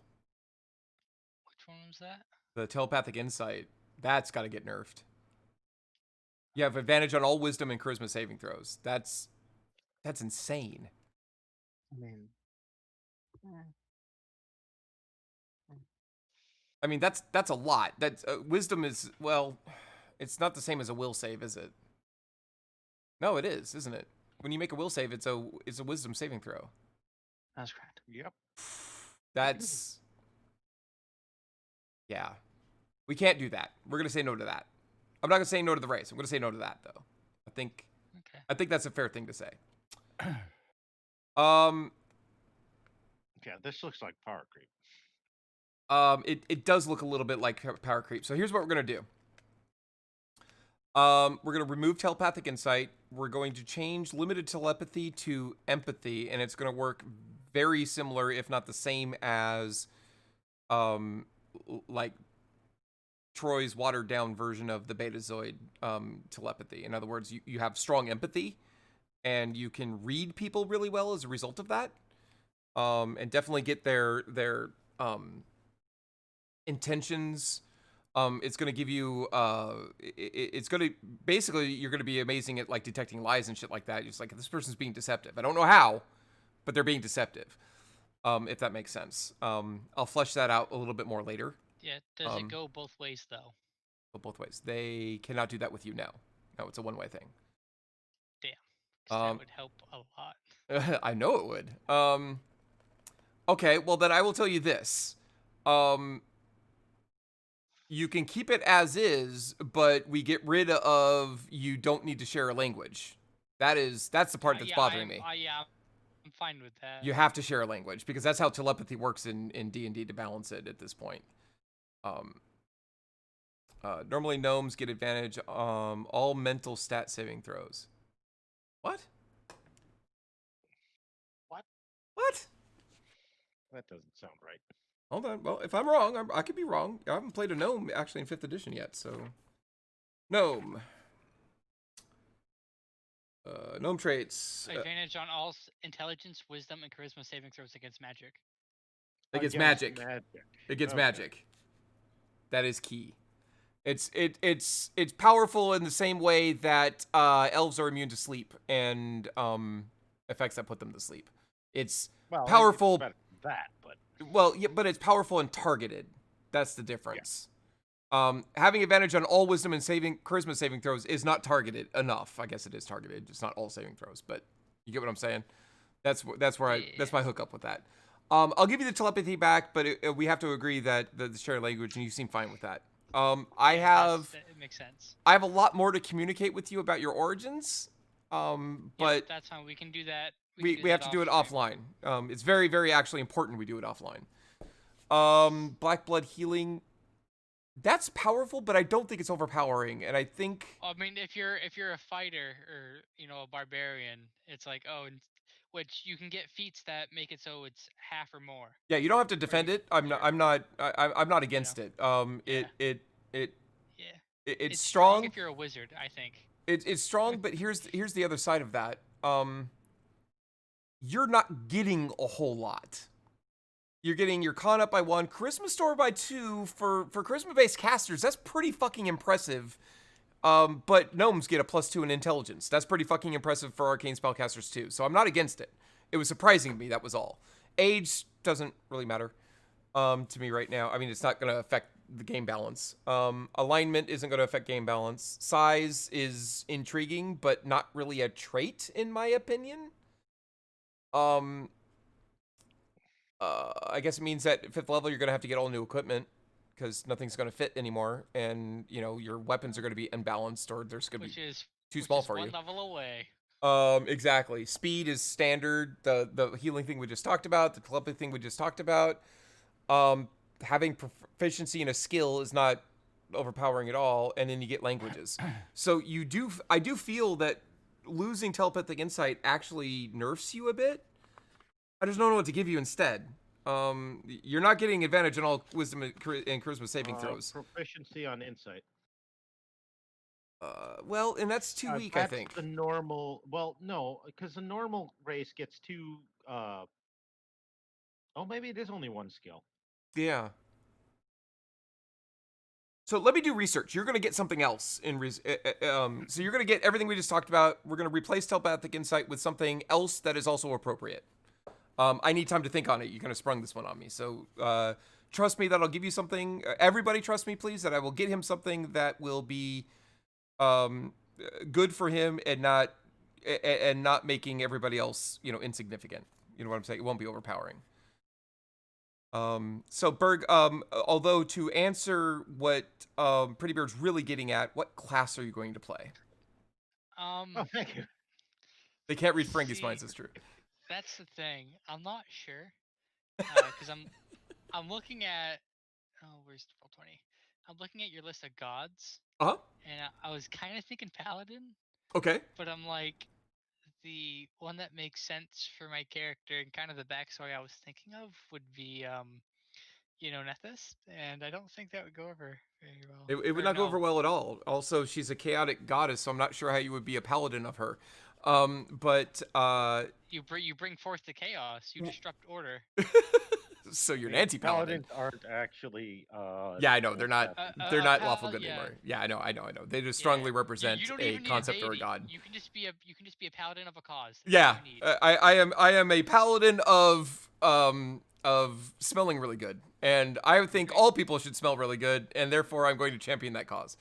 Well, it's like if the world you're playing in doesn't have a vengeance deity, It does. and someone wronged you, you can be just so devoted to getting vengeance. For like Yeah, your yeah. people, if your entire society was wiped out. So was your thing with Nethys because of the location you were starting in, or That combined with my background was um kind of where I was thinking, but I'm also like, that's not gonna work with this campaign. I'm gonna die. So you will be killed? Yes. Somebody's going to yes, find you out probably pretty it's gonna be quickly. hard enough to survive as it is. Yes, yeah. I would not do that to yourself if I were you. But so I will pass turn. I'm still thinking about it. Okay. Do you still want to be a Okay. paladin? Uh Probably not. Okay. So what Pretty Beard's getting at is we've got an arcane spellcaster, we've got a divine spellcaster, so we probably I'm not dictating what you're going to do, Cuddleminsky, but we probably have healing covered. Which means we're looking at um depending on how people build things, we're looking at a melee range DPS, i.e. rogue, or a tank. And Pretty Beard, I'm not trying to talk for you. It's just that's how I'm reading what you're doing, and I'm trying to communicate that to the others. Kind of the idea that I was Yeah. getting towards. I played a rogue last time, so that's what I'd least like to do. Well, then take the tank. Okay, I would like to play a half-orc barbarian. Done. Oh god, this party's Fucking be done awful. and done. Everybody's gonna want this party done. Okay, wait. With the courtier background, Courtier. Yeah. Okay, I'm with you. which came from Skag, I believe. It came from Skag? Ooh, Skag. Sword Case Coast Adventurers Guide. Oh, I've got that too. But it is not actually Faerun specific. It's just Yeah, no, I've got the book. Hold on. Actually, and it's not, if I remember it correctly, it's not like it takes a lot from an existing background, if I remember correctly. yeah. Well, they say it to pull from Guild Merchant or something, which I don't necessarily agree with. I think Noble might work better, but maybe not. I don't know. I'd have to look at them both. Again. Well, so a courtier was not necessarily a noble. It could also have been a Right, person that was, I'm visiting your court. I'm a member of your court because I'm a powerful trader, or So my idea was basically I'm an emissary for a loose collection of human and orc tribes. Oh, that's If right, that because you're an makes orc. Half orc. A half orc. See, here's my problem with courtier. Neither one of them are advanced enough to have developed feudalism. So courtier doesn't work. A diplomat. I'm okay with diplomat. I'm absolutely okay with diplomat. Same idea, just different. You know what? I have not read this in detail, but I'm scanning it. I don't see a problem. And as long as we're replacing everything that says court or functionary with something diplomat-y that is related to the orcs and the humans specifically, I'm totally down with it. Absolutely. There might be an alternative background for what was it? Also keep in mind, if you do choose to do that, though, that does mean that Skag is your +1. There's nothing wrong with that. It's a good book. Yes, but but I was planning on going Path of Totem Warrior, and that's the book that has the extra totems in it. Sword Coast. Okay, yeah, I thought it was. I think it's got the elk and the tiger, I believe. I am 99% sure you were correct on that. I've been reading this book a lot lately, actually. So I'm down with all of that. Okay, well, that's my plan then. Everybody else has been really quiet. I don't know if that's because we've been talking too much, but how are you guys doing? Concentrating. Fair. Reading through the wizard spells. Okay. Now, since you guys are all 4th level, all of you should have basically gotten to the point where you have your subclass. So keep that in mind while you're making your character. So Phil, in your case, I believe all the subclasses for wizard are things like specialist, right? I believe so. Yeah, for the most part. Yeah. Unless you do homebrew stuff, yes. No homebrew stuff. Got enough stuff. Yeah, I mean, bear in mind, I don't really know what I'm doing here, but that was the figured. impression I got, that I have to essentially pick a school of magic Yes. to be my specialization. Yes, that's And exactly right. presumably that means that's the only school I can have spells from, is that right? That is not exactly correct. No, it means you're really, really good at that thing. I actually don't even think you even have banned schools anymore, do you? It used to be that, like, if you picked one school, you had one or two other schools that were the diametric opposite. Yeah, no, that's not a. But that's not a thing anymore. So yeah, no, Phil, it's not that. It's just what, as a wizard, you can cast. Let's just, for the sake of argument, you can cast all wizard spells. Okay, but one type of spell really sings to you. I really like blowing shit up. I really like doing damage. So you're an evoker. I really like illusion, so I'm an illusionist. I really like necromancy because dead things are fucking cool. Necromancer. I like enchanting things. I like, I like divining things. I like being able to astral project, that type of thing. So that's what you're really looking at is that's what your school is going to get you. It's going to get you basically something related to like evocation, which is kind of your typical I'm a wizard, like fireball. Okay. Well, a lot of the evocation spells do area damage and can hurt your allies. Well, one of the very first things that they can do is shape their spells or sculpt spells at 2nd level. So basically, as you cast a spell, you can pick one or more people to say, I don't want those people affected. So the spell literally just moves around them because you're an evoker. But nobody else other than an evoker could do that. Does that make sense? Right, okay, yeah. Yeah. Whereas I know the War Magic one in Xanthar's Guide, it basically makes it so you're a wizard, but you're not just gonna die in a melee fight. Yeah, exactly. F captain. And I missed what you said. I'm so sorry. Like the war mages that can do what? So like a war mage, when you're concentrating on a spell, you get a bonus to your AC. Yeah. And you like, one of the things is your int mod goes to your initiative bonus. Yep. So if you have good int and good dex, you have really good initiative. Yeah. And guys, one of the reasons, and I'm going to be quite honest here, and I don't want to make Phil uncomfortable at all, but I want to be honest. So, like, we're getting Phil reintroduced to D&D. He really liked what we were doing last time, and I want him to really enjoy being in this, but it can be very intimidating it is for Mrs. Wonderland, so I don't want to speak for Phil, but it is for Mrs. Wonderland. She's actually, like, cried at conventions because of this.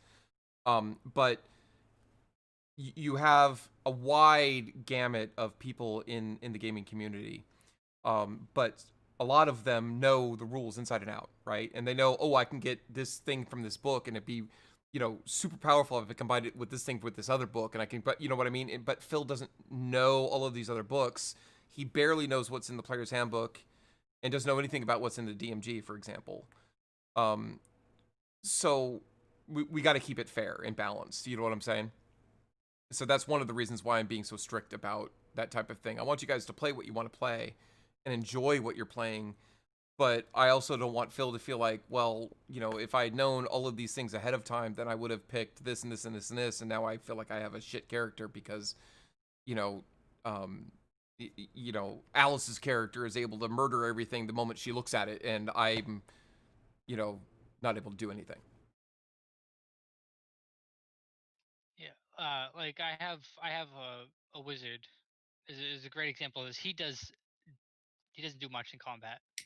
But one of the biggest plays he did was he levitated the big bad of that encounter, so it couldn't hit anybody. So the wizard who couldn't really do damage was the most valuable person in that encounter. Which most people, when they think wizard, they're like, "Oh, fireball, lightning bolt, your big damage dealing spells." Mm-hmm. It's not all. That's not the only way to play a wizard. Absolutely. Sure. Or any caster at all. Yep. But at the same time, there's also nothing wrong with just being a straightforward fuck you. Subtlety is Yeah, nothing. It's a lot of fun. Yeah.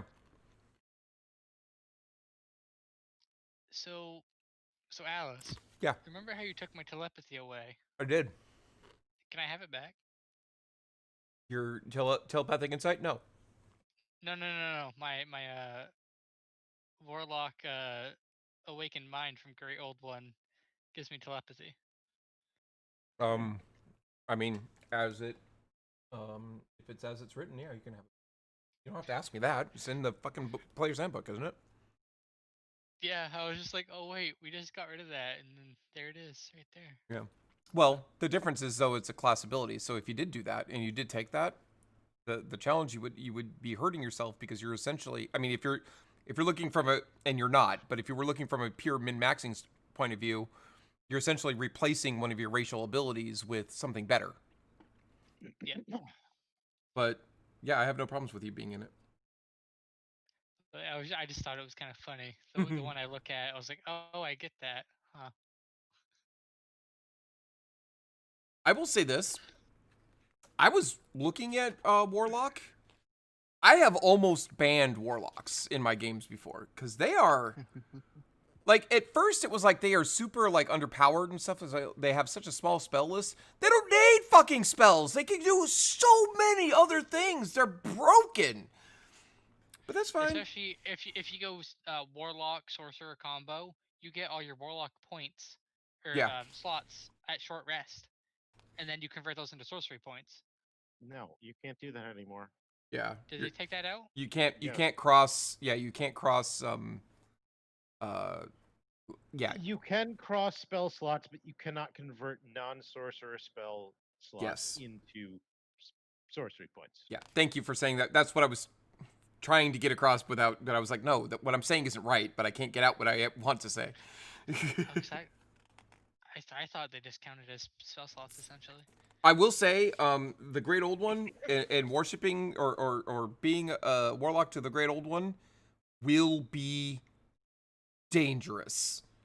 Right. I was thinking it ties into my background and like my origin story. You could absolutely do it, and I'm all for doing it, especially with what I have planned to tell you later. But know that, you know, we might get to like, you know, a certain point in your game and things could go the wrong way. And you just have to give me your character sheet. I'm like, you're just not sane anymore.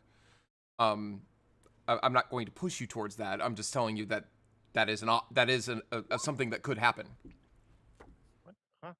I mean, I feel like that's true with all warlocks. Whenever you Yeah, warlock, you're not wrong. You know, right? It's like, oh, if you don't do this, your patron's gonna revoke your powers, so you gotta like go kill these people and then get killed. Sorry.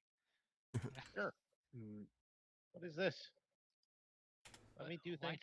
What is blowing up? Pretty Beard really wants us to have some language proficiencies. I see that. All of them, apparently. Pretty Beard, I'm sorry, I don't know what you're trying to do, but if I could help you, I would. I'm trying to edit my language proficiencies to say things that No. aren't just type language. Nope, you just have them. Nope. No. Did we have this problem with spells before? There was something weird we had to do. I can't remember what it was.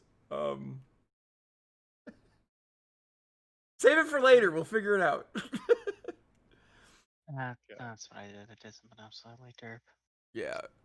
Cuddleminsky, how you doing, hon? Are you doing okay with druid things? Wonderful. But I realized I picked the wrong name because I'm a bit out of my mind. You picked the wrong what? I picked the wrong druidic subclass. Oh, okay. I thought you wanted. I was not supposed to pick the dreams. Oh, why not? It was not the one I was actually intending to grab. Oh, okay. Well, which one do you want to do? Okay. Oh, do you need a new character sheet? Is that what you're telling me? No, Oh, not okay, at okay. all. It's just I'm not going to be doing Circle of the Dreams. Okay, what were you wanting? I was actually going to do Circle of the Moon. Okay. Fun fact, two of the gods are moons. How about that? Look at that. It is, they are brother and sister. They're twins. Not that any of this is really important, but, where is it? Illyria, is the larger of the two, the more, and, Illyris is the god of darkness.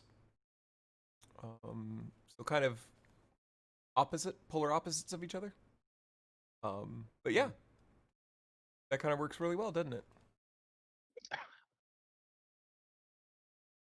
Okay, how do I do this? Where are you? I think it's making Pretty Beard mad now. Like, I'm going to What? get it done now. Get what done? Oh, the Yeah. Oh, I was cleaning all this up and then I got. No, I abandoned that. Oh, okay. Fuck. Now I'm trying to figure out how do I, have stats. So, Alice, are you allowing feats? I really want to. Yeah, I really do. I'm going to be honest. I'm very leery. Yeah, I'm not going to be min-maxing. Okay. If you're not going to be That's 'cause- min-maxing, I'm probably okay with I it. know the way to min-max. I've done it before, and it's a lot of fun. Yeah, and I've Never looked at some of the like the initial. This is how it always works with D&D. You look at the initial stuff that they give you like in the player's handbook, and you're like, oh, okay, feats are pretty cool. You know, it's a trade-off. I'm not getting the +2 to my attributes because I leveled, but I am getting this other stuff, so that's kind of cool. But then, Xanathar's guide comes out and it's like, oh, by the way, you can have racial traits, and this racial trait gives you 800 to intelligence and murders everybody every time you look at them. And you're like, wait, what happened? Yeah, Did I miss a rule somewhere? Yeah, I had a build where I had like a fighter barbarian combo, and he healed 10 HP every round. Yeah, we're not doing that. It was like he had to be in combat, but he could heal 10 HP without having to do anything.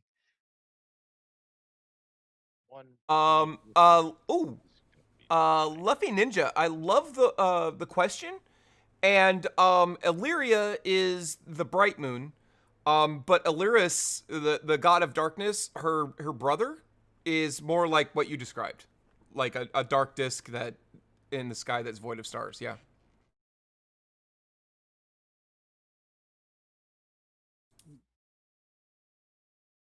That's why her symbol is a silver disc and his is a black disc with a silver outline, like an eclipse.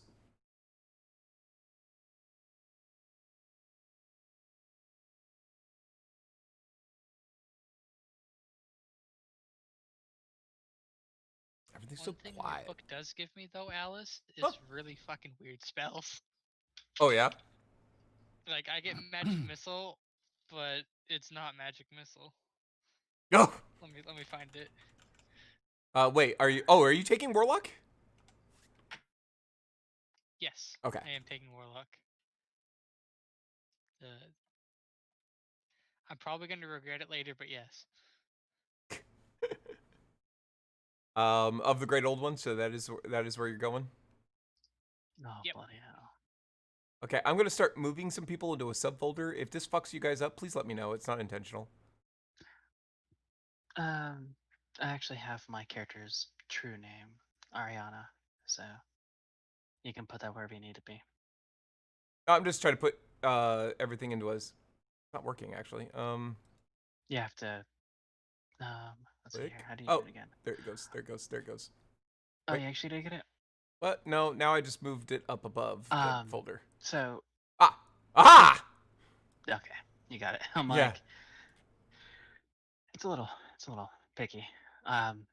I DM a lot on Roll20 with Shadowrun, so like if you need any questions regarding the function of Roll20 as a DM, Yes, I absolutely I will. can- So thank you.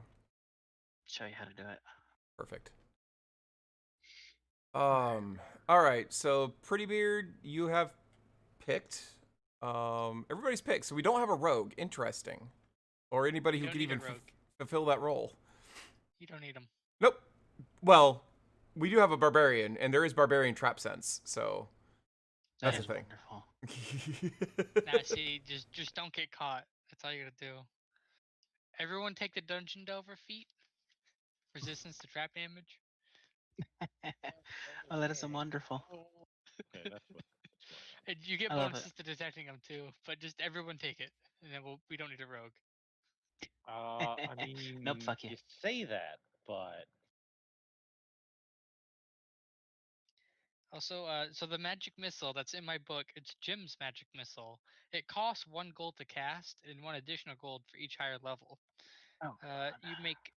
You make 3 darts that don't necessarily hit. They do Okay. 2d4 force damage, and if you crit, it's 5d4 per dart. Ooh, wow. But they can miss, unlike Magic Missile, which can't. Yeah, and if you roll a 1, they all blow up in your face, and you take damage. Oof. So And also, it's it's a full gold to cast too, so it's not Yep. the so Well, it's and then almost like things. it's almost like Magic Missile, except Magic Missile is an asshole. Yeah, It's- and it's if you cast it at 9th level, it's 9 gold per cast. Ugh. Oh, god Granted, damn. at level 9, 9 gold is probably gonna be cheap. Yeah, Right, but if you cast it every round for like 30 rounds in a row, stuff's going to start getting expensive. It Because think does, about this, yeah. you have to have the 9 gold on you. So it's not the fact that it's expensive, it's the fact that gold weighs a lot. You know, it's not like it's Oh, it's that saying actually it's reminds gonna me. Yeah, so it's not like it's saying that you can 50 have coins. I think is a pound. yeah, so That's how it it's not is. like it's saying that 90 silver because that's 9 gold equivalent. It's saying you need to have 9 gold. Like spells are very specific, right? If you wanted to play that way, yes. Speaking of the weight of coins, Uh-huh. are you going to make us count the weight of currencies So outside of having 20,000 copper coins? yeah, Stuff it'll that- work like it did before. I expect I don't want to do the minutia. I played a AD&D second edition, Yeah. but because of that, if I come to you and I go, okay, that's too much, then you have to kind of respect that, if that makes sense. You know, if they're like, yeah, you're carrying, your tent and a dragon's hide and anything else, I'm probably going to say that's probably a little too heavy for you. Actually, the dragon hide is probably too heavy for you unless it's already been cured and turned into armor. But if it's literally an entire dragon's hide, that's a problem. If that makes sense. Wait, why is this out here? Oh, I know why that's out there, and it needs to not be out there. It needs to be here. Actually, no, this can be deleted. I got really funny spells. They're so good. This can go away, actually. How do I delete this? Edit. Fun thing Yeah, about no. feeds is that they're wonderful, but it's also like, do I want these? Yeah. Yeah, it's like, do I take the stat bump or do I take the feat? And all I Ideally, can you- do is remember third edition and 3.5, where it's like, I got these for free before. Like, there was just part of getting my character leveled. God damn it. Yeah, Pathfinder 3.5 fighters, human fighters. It's like I've got 1,000 feats. Granted, there was also you needed to take 50 feats to need equal 1 feat for this. Yeah. It's like, I want this feat, but I have to take 18 other feats as prerequisites to get to that point. Yeah. Hmm. Bill, I'm kind of letting you do I'm your own just- thing, but how you doing? I'm still just looking through the spells list, trying to decide on a school. Okay, well, hold on. Before let's do it differently, if you don't mind.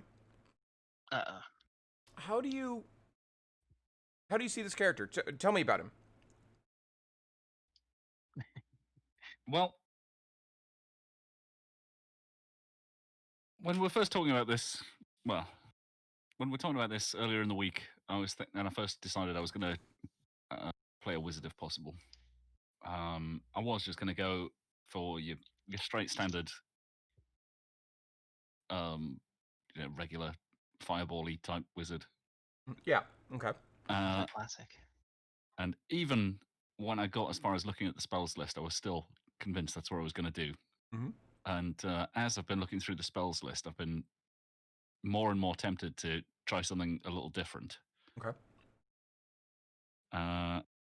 But one thing that I'm coming across that's acting as a stumbling block is that this spells list in the wizards category, if you're sorting the results by school, it's not just showing you the wizard spells. Yeah. As far It as I shows you can all of. tell, Yeah. It shows Yeah, you it's all showing me, necromancy like- spells, whether they're cleric or Yeah, like- wizard or otherwise. Yeah. So what I'm gonna say, Phil, is in 5th edition, spell like school doesn't matter.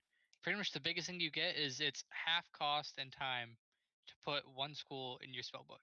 That's the biggest thing you get for spells, if I remember right, because wizards don't really do much with their schools. Yeah, you get a special ability for pursuing a school instead of the Yeah. extra spells like you used to and stuff. So Phil, if I can, As I recall. I believe that's the case. Phil, if I can make a suggestion. But I was going to use when I'd finally made a decision on the school. What I was going to do was use that as a basis to then come up with A backstory. the other things. Yeah, the backstory about the character. If the way my brain works, if yours doesn't work this way, that's totally cool. This is just a suggestion.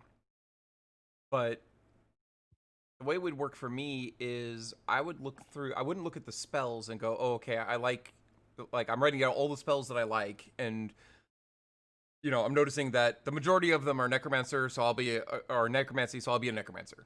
Instead of doing it that way, what I would do is I would actually start back in wizard and looking at the subclasses, looking at those schools and what they get me.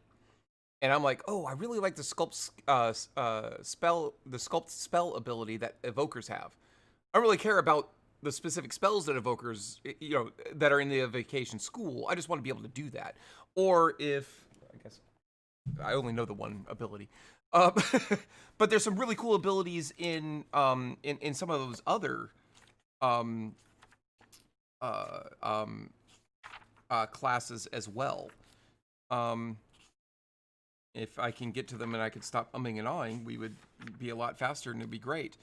Like enchanters get like the hypnotic gaze, they get that instinctive charm. So the thing that you're talking about with your background, and you want to help have the school you choose help define your background. I think that looking at these abilities will do that more because they're shaping what you can do in addition to your spells, obviously. Does that make Where do I sense? find these? So if you're looking, well, you look right here, Phil, on page 117 in the player's handbook. But I think if we just look up wizard, in the compendium, classes, wizard, rogue, spellcasting, spellbook, replacing spellbook, spells, game traditions. Oh, okay, yeah. So Phil, so if you look at wizard, I don't know if you're watching my stream when I did this. Yeah. Look at wizard. Scroll all the way to the bottom practically, and you'll see all of these links to the different schools. Got you. And then you click on that, and it'll tell you, oh, okay, beginning at 2nd level, you'll get blah blah blah. And I would just go through those.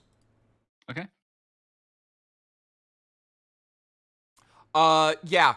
Luffy Ninja is right. This is one of the most difficult classes to create a character in. So, Yeah. Do not Like, hesitate. Don't be Ask us intimidated. many questions. Exactly. Don't be intimidated. Ask as many questions as you want. And don't feel lost. Well, I mean, you can feel lost, but we will help you with that. Okay. So how do I actually give myself ability scores?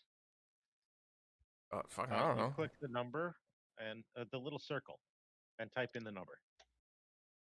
Ah, got it. I gotta love that 8 strengths. Here we go, baby. Oh, Jesus know Christ. what? I'm not Eight- going to let's min go max, with but I have 18. 3 15s and 3 8s. I don't know. No, I went with standard array. Uh-huh. And I was like, yeah, 8 strength. There Gotcha. we go. Hey, I've got an 8 intelligence. What's our I'm average. starting gold? I'm average That's too. dictated by your background, I believe. Question mark. Well, I have for level 1, but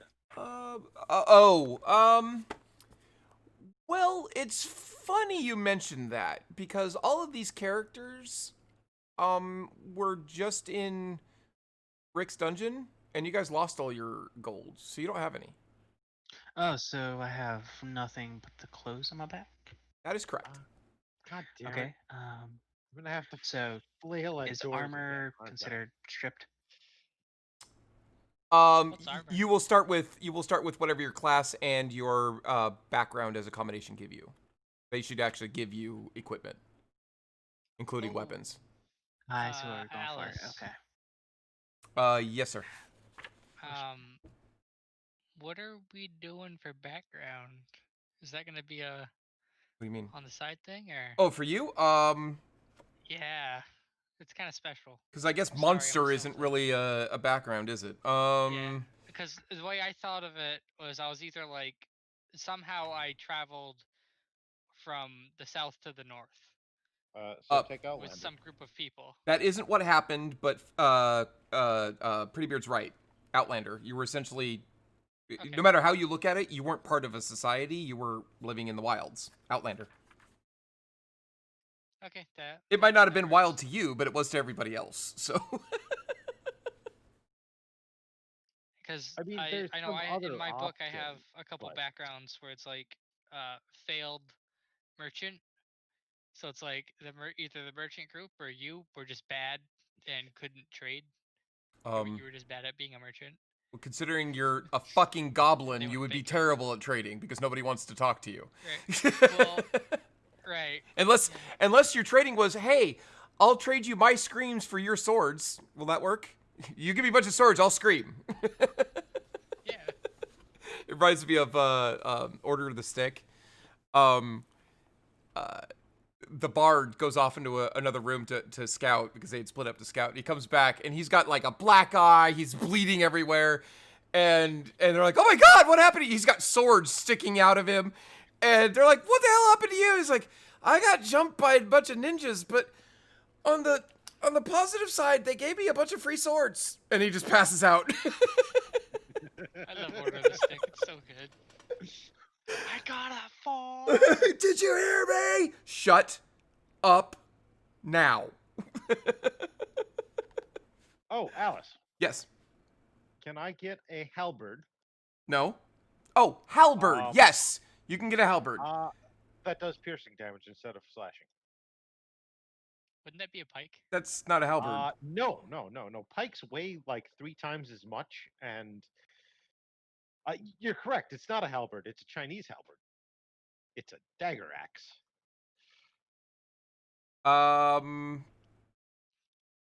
And you're proposing that the only difference between you two would be Piercing instead of slashing.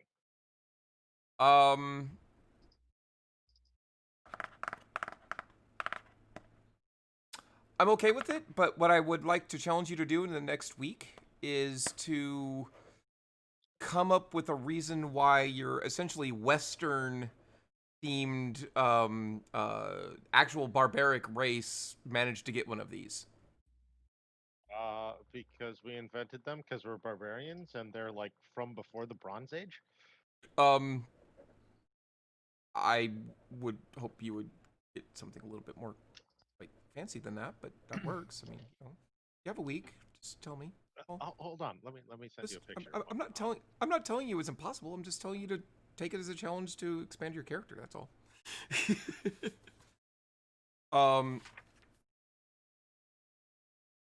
I don't have Oriental Adventures, but I'm willing to just change a halberd's attack damage to damage type to piercing and move on. If I'm being honest. No, somebody just wanted a halberd that did piercing damage, so it was essentially a dagger pike instead of a axe pike. I wouldn't see why it would. It As a DM, I'd say slashing and piercing. Got an axe. Well, he doesn't want the axe blade at all. Oh, just the. Yeah, But how but damage? not a pike. Fair. You could. It'd be like a weight on the end, like. Ball. It's an actual weapon that Sure. did exist. It was invented by the Chinese. Yeah, and it's not something that it's not a common. Weapon. It's not common, but Okay, I that's give, I give Sydney. I'll, I just want him to come up with a creative backstory. That's all. I guess oh well. Yeah. Yeah, it's They're our in Zelda. barbaric weapon. It would be the middle two in the. Or the first- dagger axe. Oh, it still has the axe part. Well, Uh, would it still do slashing? Well, no, it I does wanted to- not have. Oh, the, it's just weird called thing. that. What? I want to say one really. if you look at the picture, What? Who do you think we? I don't know. Well, yeah, but I'm assuming since you're saying that, no. Yeah. 19 Mhm. more imports. It's interesting. That's so weird. Do you know we actually export a shit ton of oil? Because we actually have a bunch. And I'm like, are we stupid? What are we doing? One of the bigger. Yeah. Like their production will start falling off. Or max. Yeah. Maybe some Yeah. Middle Eastern country. I thought we got we're like third. Oh. Then Mexico, then the Middle East. Nice. That's so weird. Yeah. I mean, Sorry, it's guys. cool. I'm trying to get that back I'd up. much rather have. Yeah. Yeah, I love Canada. I love Yeah. All right, sorry, my son came down. They're going to go out to get high, so he had to talk to me for an hour. oh, Phil, has that helped at all? Yeah, I think so. Okay, good, good. Oh wow, it did. Oh, are we getting more proficiencies? no. What are we? Testing. Why is Bergendorf rolling his strength save? And why is 'Cause Pretty I Beard got a was- G? Is that what that weapon's called? I didn't look. Probably. Yeah. I was clicking on Okay, things. now how do I actually do the damage for it? Oh, there it is. Hey, look at that. Yeah, you have to click on the result. Yep. Although an 8 isn't a hit, so it wouldn't have done 12 damage. I mean, it might be a gelatinous cube. You don't know. Yeah, they have ACs of like 6. Yeah, no. I don't have the monster manual on me, so I can't tell you. Besides, don't tell Bloop that. Besides, I'm using reckless strikes. I have advantage. Bloop will get like very upset. Oh. Yeah. He's a baby. Well- He's still a baby. Oh, well then he's not large. He doesn't have the terrible AC. That's true. Yeah, the biggest thing with a gelatinous cube though is what you do is you just fill an entire dungeon hallway with one because it can't be seen essentially, and you just walk into it. And so the only way that you know that you're attacking or getting attacked by a gelatinous cube is you start taking acid damage all over your body as it digests you.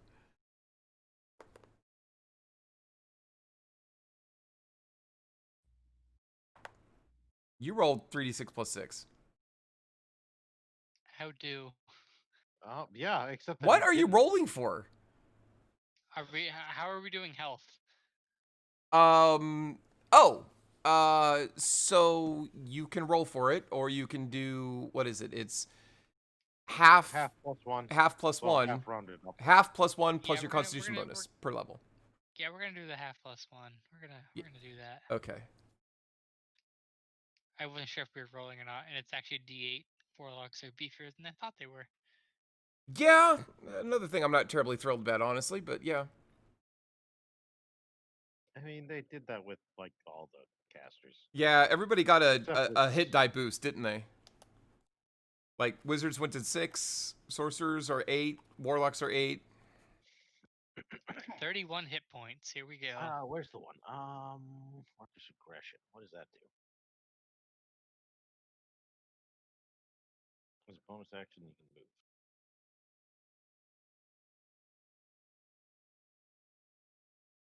So can I like click a thing to put my background in and it'll just autofill, or is that not a thing?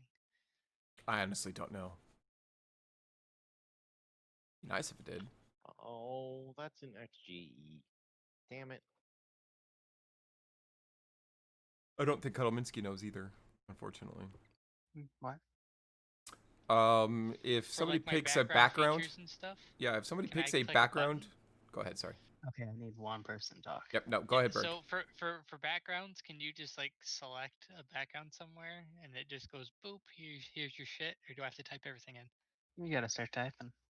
I figured. Hey, at least you're not Phil, where he's going to have to write down every spell that he has. You should know. You Yeah. should be able to. Oh, did wait? He's Do got you? to he's Did got to it pour just- through all of the spells though, and then go, oh, okay, I want this one, I want this one, I want this one. He should be able to drag them over once he Oh. picks them, but yeah. I am fully expecting that Phil is not going to get finished tonight, and that's okay. Yeah, It's that's perfectly fine. almost I like mean, I use I'm probably D&D not going to Beyond. be finished tonight. Exactly. And we'll just, just over the course of the week, talk about it, go over it, whatever we need to do. Right now, we're just trying to hash out the beginning and get all the background.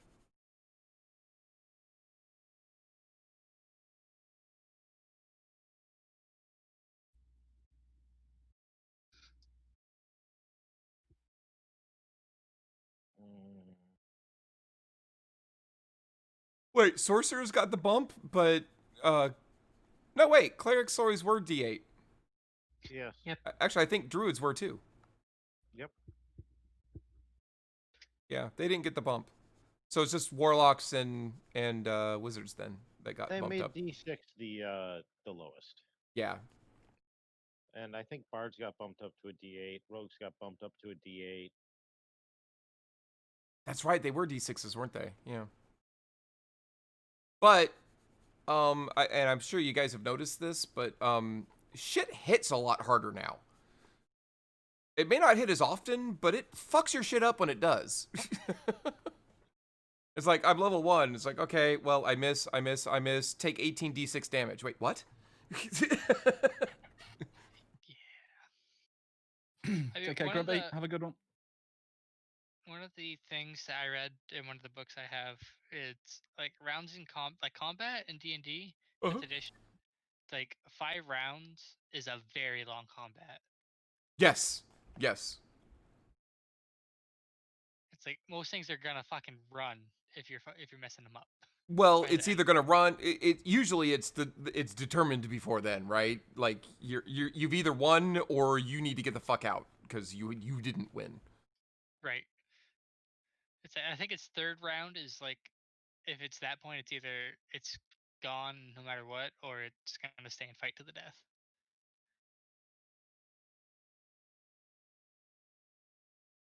Okay, so this is going to be weird. What's that? Well, I mean, I'm a barbarian that has proficiency in insight and persuasion.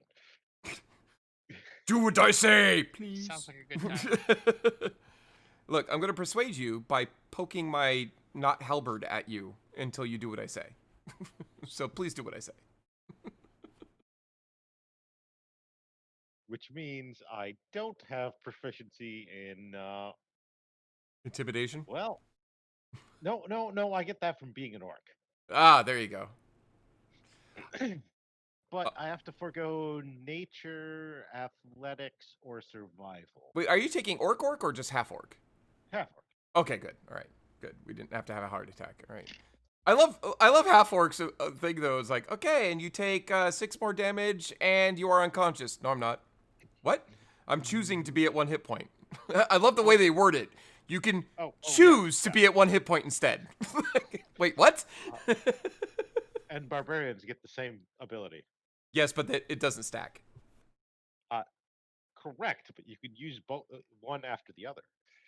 I thought it specifically said it doesn't stack, so you can't use it twice. Am I incorrect in that? I mean, it's the And do you get it back with a short so, or a like, long rest? You can't. Do you remember if it's a short How or a does long it rest? work? Okay, so first off, you have to be raging for the barbarian one to work, Ah, that makes more sense. Okay, yeah. and you have to make a con save. It's DC 10. It's not an automatic thing. Oh, okay, I got you. So that's why you can get them to stack. That makes more sense. And each time you use this feature after the first, increase the DC by 5. Mm-hmm. Oh, so they can, even if you only had that, you get to use it more than once. Okay, cool. Because the orc one is like you're done until a short or long rest. I can't remember which. Right. Yeah. Okay. Okay. Cool. So like what you okay. Also, you don't get this to level 11, Sure. but But at level you 11, you make your con saves until you fail, then you use the orc ability. and then you die. Because let's face it, if you've used it this many times and you still can't finish off whatever it is, you need to not be there anymore. Well, I mean, yeah. So you're taking Path of the Berserker? No, this is baseline. This is just barbarian. relentless rage. Yeah, you're right. You're right. Yep. No, I'm taking path of the what is it?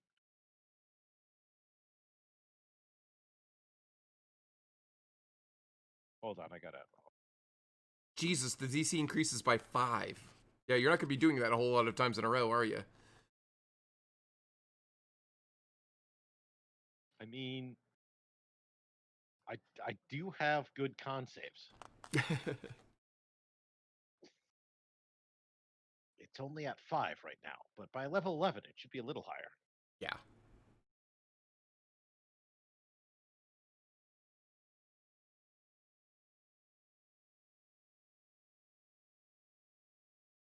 Right.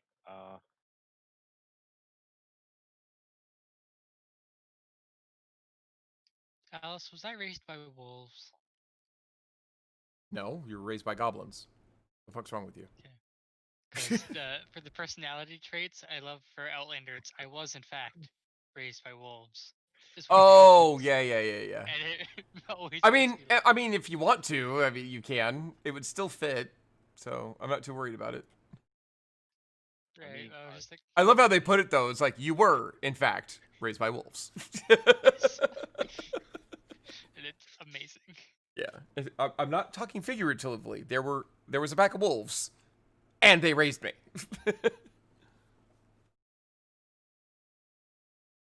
It's canon now. It's canon now. Or you can tell me what it is that raised me later if you wish. Otyugs. You were raised by Otyugs. Oh God, not Neo Otyugs.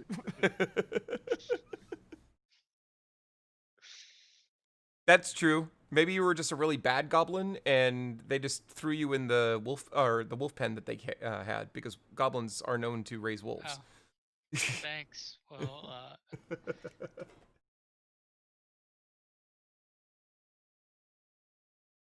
Yeah. Back to characters. Builder.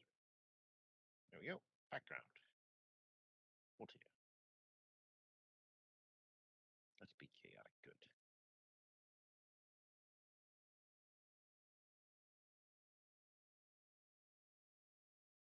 Select languages. Elvish. Elvish is good, right? Oh, that is something I forgot to mention. There is no common language. Elvish is common. That being said, each of the elven subraces have their own language. So if you want to take that language and also common, that's totally cool. Which does put half orcs and humans at a disadvantage if you don't choose to take, essentially common or elven. But you automatically get common, and if common is Elvish, then you automatically get Elvish. Well, maybe you don't. Fuck off. That's fine. Yeah, hey, you're right. hey, pretty weird. Whose campaign is this? No, he has a point. I have run this campaign and ran it as if you were a half orc or a human, or if you're a half orc or a human, you have to spend a language proficiency in order to speak with the trade language to be able to speak with the elves, because you were essentially a barbaric race. That it's not that you're stupid; it's just you don't talk to the elves, so why would you know their language? You know what I mean?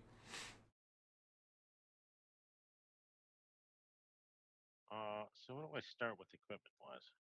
Whatever your base class gives you and your background. And yes, that's Great harsh. axe or any martial melee weapon, 2 hand axes, a simple weapon, on explorer's pack, and 4 javelins. Okay, so I don't get armor. Good. Nor would you want it. It's like step one, sell my armor. Wait, what?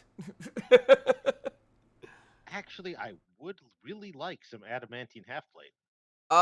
No. Wait, doesn't that? First of all, no. But second of all, doesn't that like disable most of your abilities if you're wearing any kind of armor?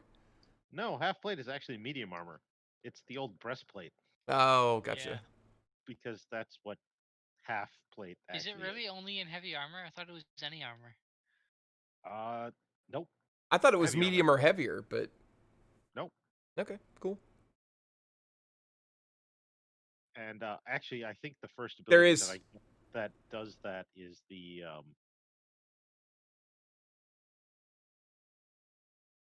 hold on. Luffy Ninja, that's You exactly how it lose works. the unarmored defense, but the half plate is better until you've got a total of +7 in your dex and con.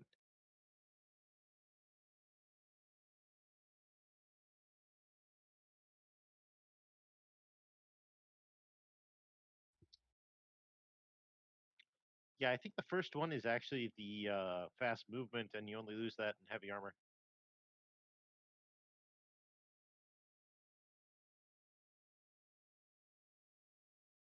Actually, that's the only one.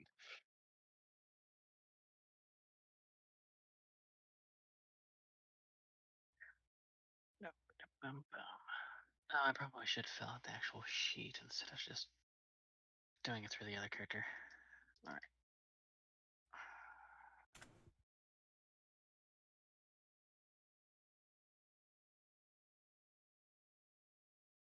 The joys of getting distracted. Phil. So what's your specialization? Well. Or is your specialization reading? I'm very specialized in reading right now.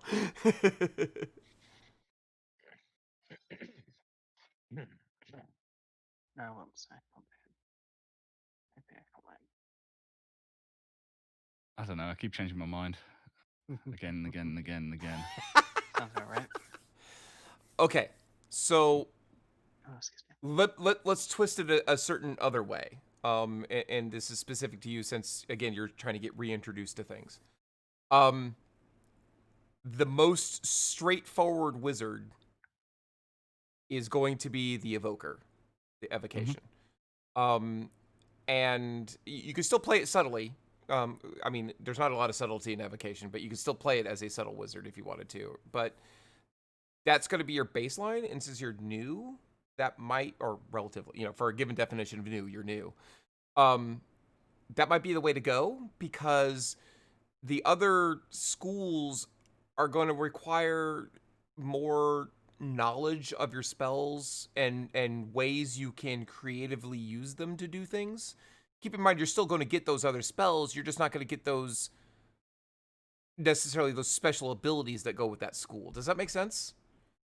Yeah, it does. Unless you have some sort of specific, like, I really want to create illusions that are so real they can actually kill people. You know what I mean? That was so specific that it drove you right to it. That's probably where I would go, especially since I'm learning a new a new thing. And you know what? If we're playing for 5 or 6 sessions and you're like, I'm really not digging on evocation like I thought I would, or I'm really liking it, but now that I know, if I knew what I know now, then I would have done this other thing instead. We could talk about creating a different character and introducing them, and you can swap out. Does that make sense? It does. Okay. If you want, that might make your decision easier. It might just not help at all. So whatever. Have you chosen a second source book, Phil? No, he doesn't. I have no knowledge of any of the other source Since books. you're playing any caster, I highly recommend Xanathar's Guide to Everything because it has just about all the spells that have been added after the player's handbook. And some of them are really cool. Also, it has Yeah. War Mage, which is amazing. Yes, War Magic is very good. I definitely recommend giving it a look. I don't know if I have the source book, so he might not be able to. Oh, well, just Let type me it see. in, man. I'm working on it. Although I'll be honest, I don't know if I would start with a war mage. Yeah. Oh, they're I easy. mean, No. War magic is coming up. Eldritch Knight. War mage. Wand of the War Mage 1, 2, 3. Wand of the War Mage +1. Wand of the War Mage +2. And Wand of the War Mage +3. I don't have it in there. I'll buy it at some point. Now is not the day I'll do it. but it War Mage is very good. It's not so much about doing stuff like cool things with your spells. It's more about like powering yourself up with your magic. If that makes sense. Right. I mean, the plus intelligence modifier to initiative Is very nice. The other huge. thing though is if Phil's just learning and he's going first in every combat, it's like I think he might struggle with that at the start. Yeah, that's true. No, he just But once cast we get fireball. going, he'll probably be fine. Also, if you want to go that route and using your magic to power yourself up and making yourself like an excellent fighter, essentially, with magic, Bladesinger is the way to go. That is so amazing.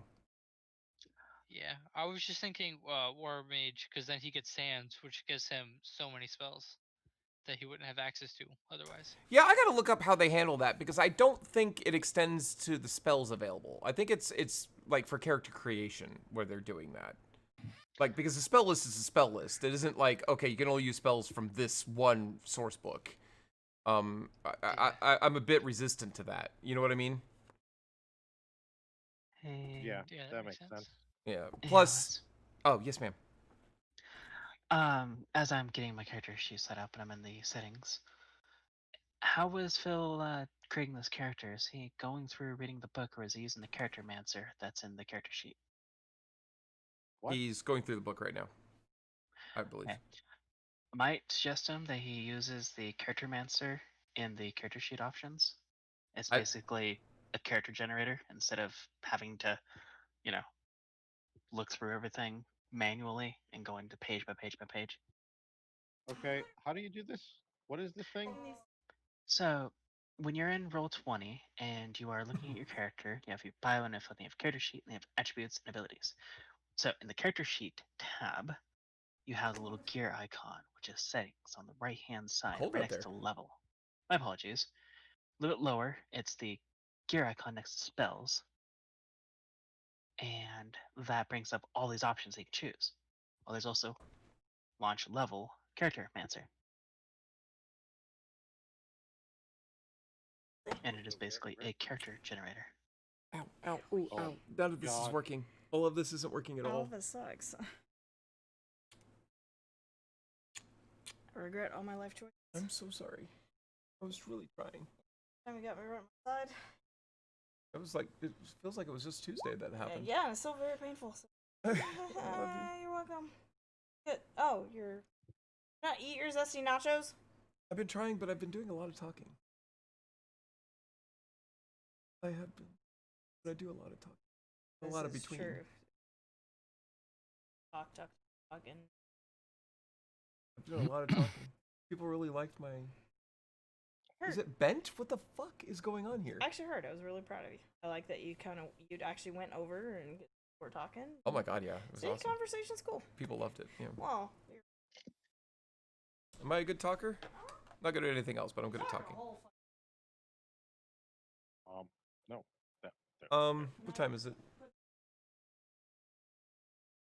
Can you give me a half hour? Can you stay up that long, and then we can watch movies? I don't like we'll see. We'll see means no. I'm not a child. Dun, I know what dun, we'll dun. see means. Hey, What's up, pretty beard? can I have a new character sheet? How Hey, could you have Rocket. messed it up that badly? Because you want to do the character mancer? Give me a second. I actually want a second character sheet to see if I can make this work better. Because I have a feeling that because I've already entered a bunch of stuff, it's Yeah, yeah. fucking everything up. awkward. Yeah, could I get one too? What Pretty the sure actual people- shit, you two? Did you all not? Did you all click? Launch level 1 instead of the other one? All right, there's one, but you have to read your No, character's name out loud, Pretty Beard. Oh, okay. Go ahead. Okrabar. No. That's not what that character's name is. Read that out loud. Okrabar. No, that's not what it is. Okrabar. Grabar.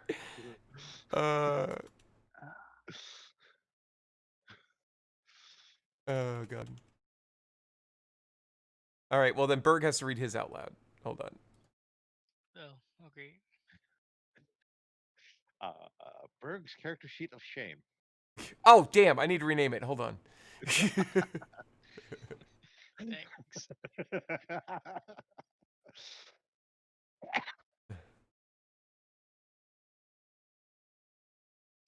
Bergendorf's loser second character. I'm in love. I'm in love. Oh, is it already changed? Yep, it is. All right, now you have to read it. I've updated Oh my it. god, this is so much better. Why didn't I know Bergendorf's about character this? sheet of shame. I thought I had disabled it. That's why I didn't say anything. Oh, really? Sorry. Oops. Are you forcing people to do this thing by hand?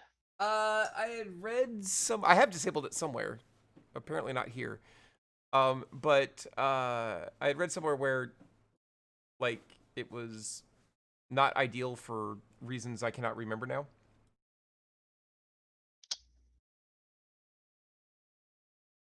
Well, I've got more points. my race is not in the thing. This is great. I love it. Oh yeah, that's Well, right. you picked a. You have a homebrew. Yeah, you picked up a fucked up weird character. What do you want? This is why I was suggesting it to Phil, because Phil is playing a straightforward, by the book, human wizard. Buy the damn book, Alice. Wait, Phil, are you? Except I'm an elf. Yeah, I was gonna Oh, say. my apologies. Yeah, that one. Sorry. I was thinking of the most common race, wizard. Yeah, And common race Brandon. wizard. It's like common law marriage, but it's common race wizard.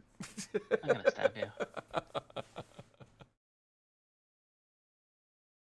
Now, Phil, remember, if you play the wizard for longer than 6 months, it is officially a common law wizard.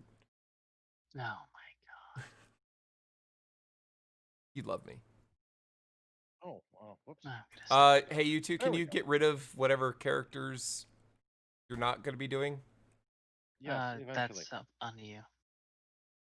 Yeah, I'm just gonna keep my first one. No, you're not playing Break two it. characters. No. I think they're probably gonna keep it in case I break it. Oh. Oh.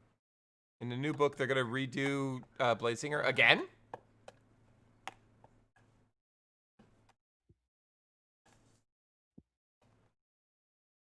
Oh yeah. Hit dice. Uh-huh. Are we doing fixed? Are we rolling? Well, You can choose. your hit dice are your hit dice. You know what I mean? Rolling your for hit- the points. So you can either roll or you can take half plus 1 plus your con modifier. Okay. If you roll, you have to tell me you're rolling, and I have to watch it. Because I want to point and Yeah, laugh at you understood. when you get less than half plus 1. Yeah, when you get one twice. Fuck. No, I just did fixed. Honestly, I would highly recommend that. I for advanced players especially, I don't want to limit your options, but at the same time, like statistically, it's a smart thing to do. Because over time, statistics says that you're going to lose out if you choose to roll.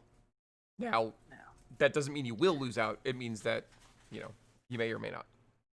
And of course, if you're a person that really wants to have random stats and all that, because nature isn't really structured like math is. So yeah, you totally want to go that way. But no, I'm gonna go fixed because I have been shafted way too many times, and my artificer has 3 levels where I have 2 on the die. Mm. It Wait, pissed you're me playing off. an artificer? No, not in this one. Oh, I was like, we're advanced enough for that? Apparently, we're not fucking advanced enough for tieflings. We're not fucking advanced enough for guns Mm-mm. and No guns. robot spiders with giant Do I propulsion want cannons hand on top of them. axes or a sling? Hand axes. Hand axes. If you take a sling, I can give you magic rocks. actually I can't mean, be that's used in actually it. really tempting. I forgot it could be used. All right. They do 1d6 plus my spellcasting ability modifier. Ooh, 38. you got magic stone? I can take it, yeah. 35. It's an 23 option. plus Constitution. I am 15 years old. Yep. Okay, that is the correct. Fluffy Oh, Ninja, that doesn't surprise me too much because while the Bladesinger is an amazing concept, I feel that they're having a really hard time balancing it. They always have had a hard time balancing it. When it first came out in second edition, it was so broken. Because essentially you're marrying, you know, melee fighter tank with wizard do damage to everything, you know, and you're doing it with no penalties, you know. I mean, there are penalties, but not really. If yeah, that makes I'm sense. gonna take minor illusion. Alright, so mobile.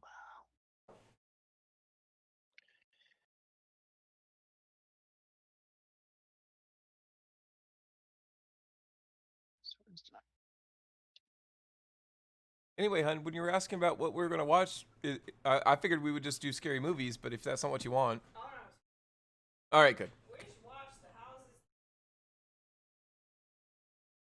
I mean, I was only mildly. Yay! What? Yay! Oh, You apparently. said yes. I did. Yes. Did I? It's on Hulu. You can watch it. Well, I wasn't really impressed with the first one. I said yes, Mom. He was like, yep. I'm gonna throw something at you.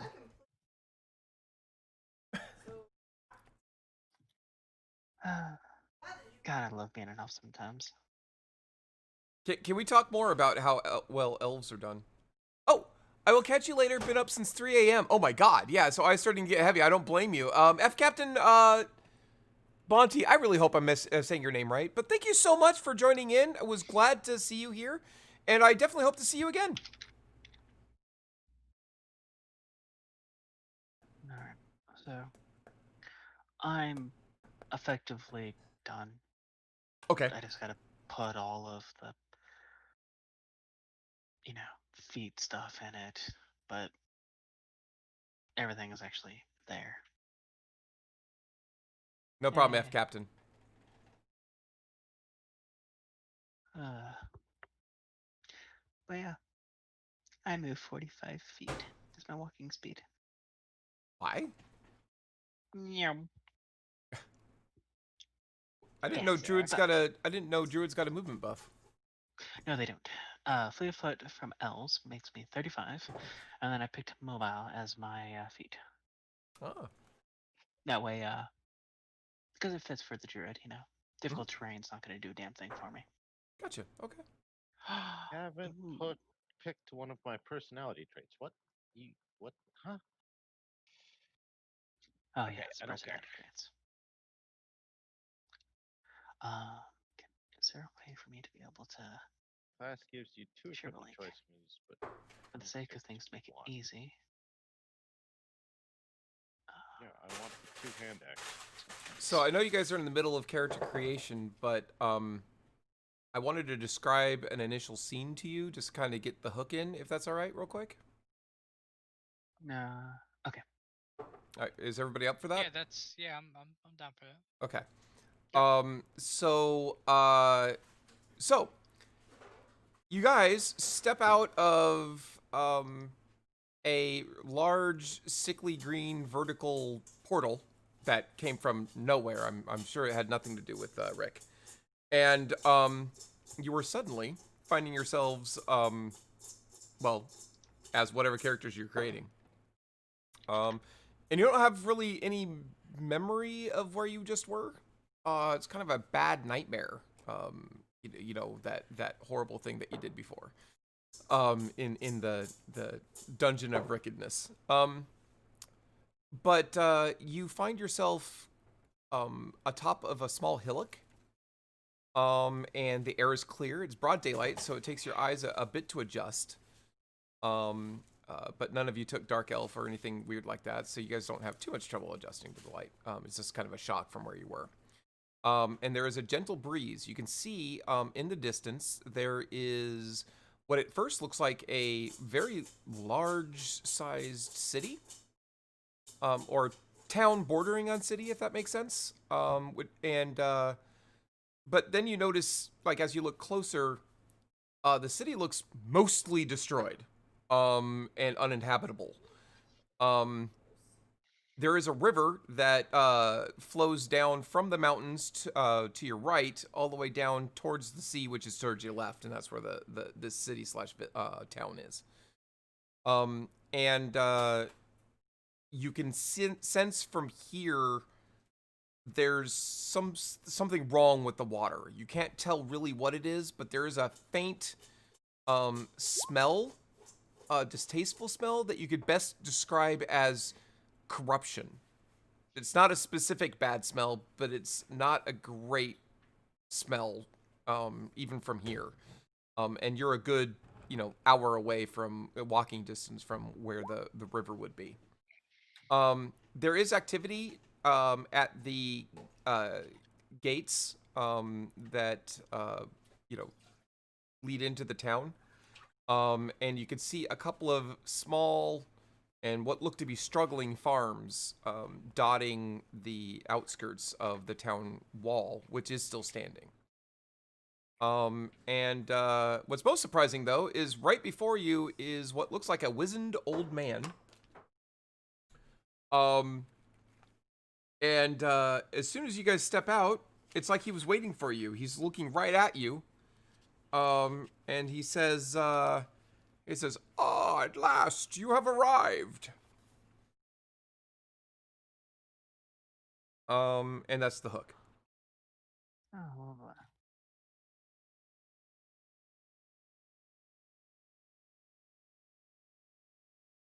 Yeah, you can go back to creating characters. Not that you ever stopped. You probably kept doing it while I was.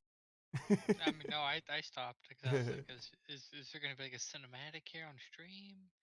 What Am I is gonna this see that you something? gave me? Oh, okay, cool. That's cute. yeah.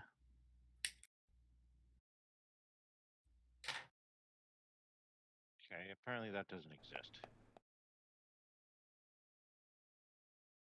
You have an intelligence of 0. Perfect. Modifier silly. No. Intelligence of 0. It's fine. Looks good, hun. It's funny, you're pronouncing it Ariana, but there's no I before that second A. It's just Arana.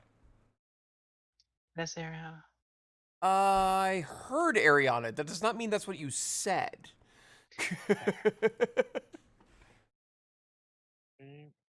I get to pick something for this.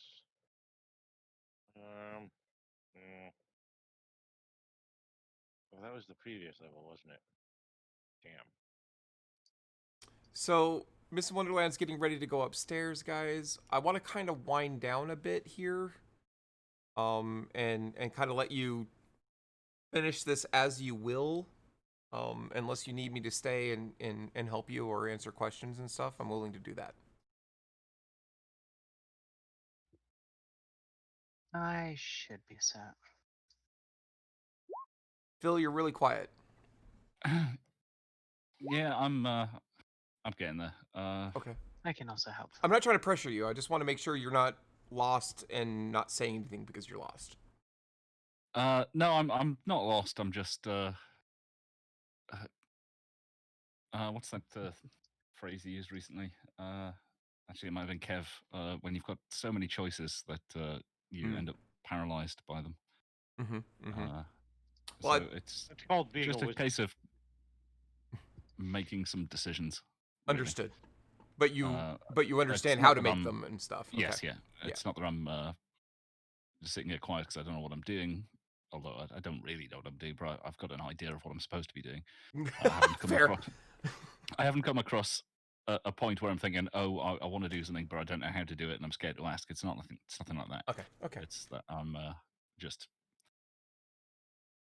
I'm trying to be careful with how and what I select, because if this is going to be a long ongoing campaign, then I want to have a character that I'm going to be happy to continue with for a long period of time, and feel some kind of affection and affiliation with.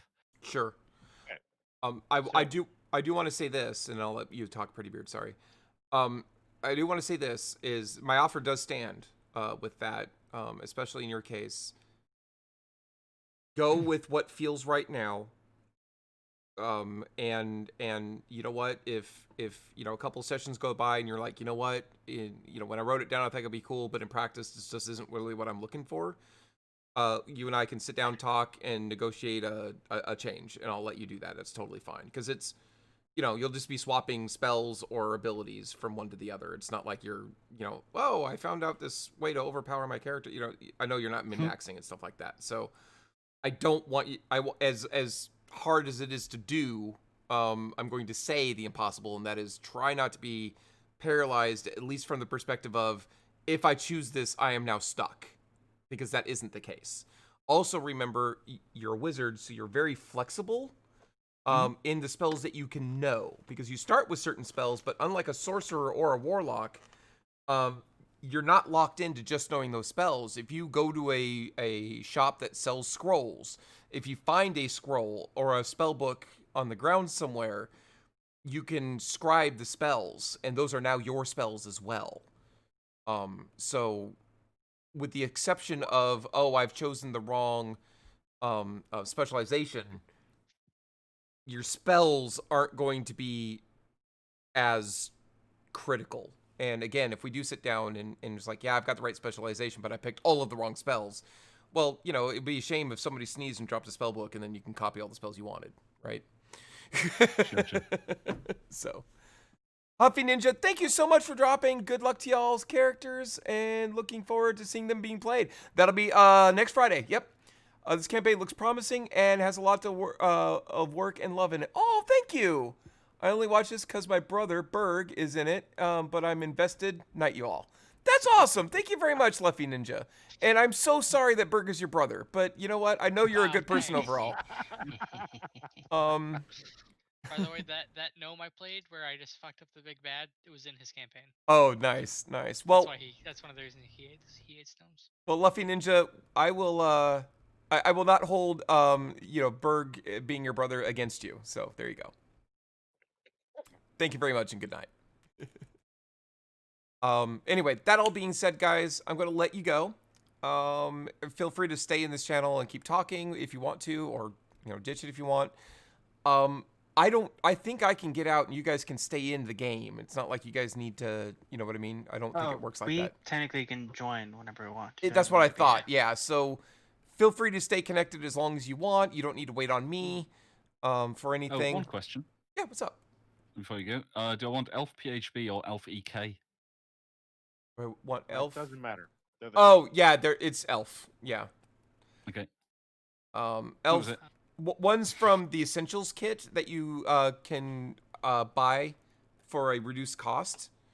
That's what EK is, and the other one is which has all the exact same information that is in the player's handbook. So since I own both the essentials kit and the player's handbook, you have 2 copies of lots of stuff, including elf. And you said I'm essentially a wood elf, did you? I be a common You're a elf? common elf. You're a wood elf, but instead of that +1 wisdom, you're getting a +1 constitution instead. Okay. Alice. Yes. What language do I get from my background? Not Outlander, my racial background. Yeah, I know. You would get goblin. No, I get that one already. Okay. I get another one of my choice, Ooh. but I usually like to flavor it as the one as like something else in my upbringing. But that thing may have. Well, because of your race, you could pick No, speaking that language would drive you insane, right? Almost right away. So never mind. No, you can't pick that. Um, so you could Well, pick. I was gonna pick deep speech, Yeah, but it's you're a like, surface creature now, so that probably isn't realistic. well, I mean, if it's like my people just know it, you know what I mean? They might. That that was my thing. It's an option. And honestly, it's not altogether unrealistic that you guys might know Common or Elvish. Well, I get common. Okay, so you're getting Elvish Um, already, so you need another one. yeah, it's any of my choice, and I kind of wanted to tie it into my racial background thing. I mean, Abyssal or Infernal almost works, but it's still wrong. You know what I mean?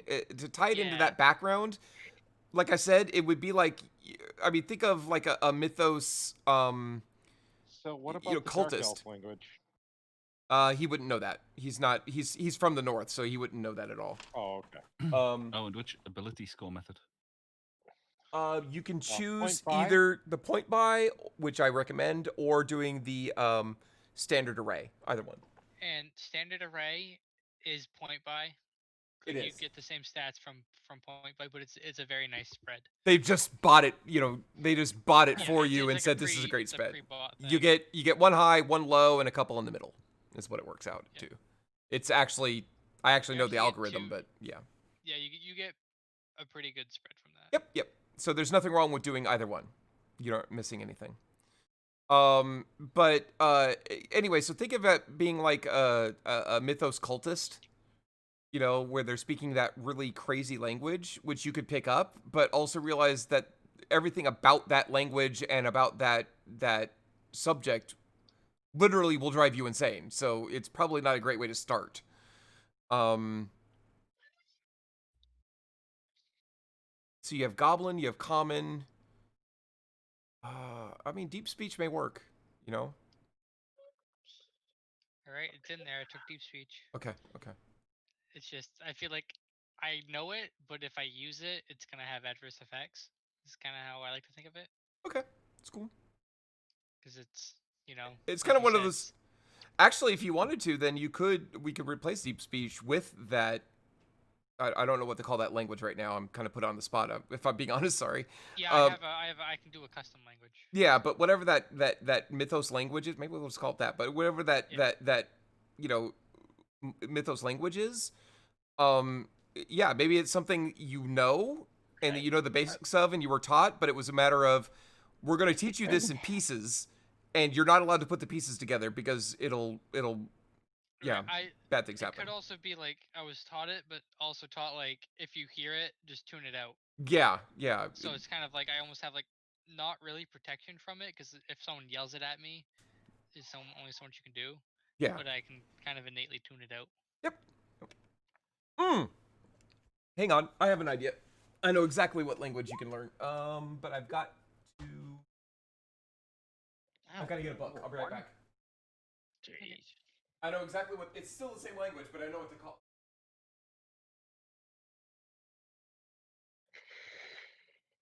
Okay.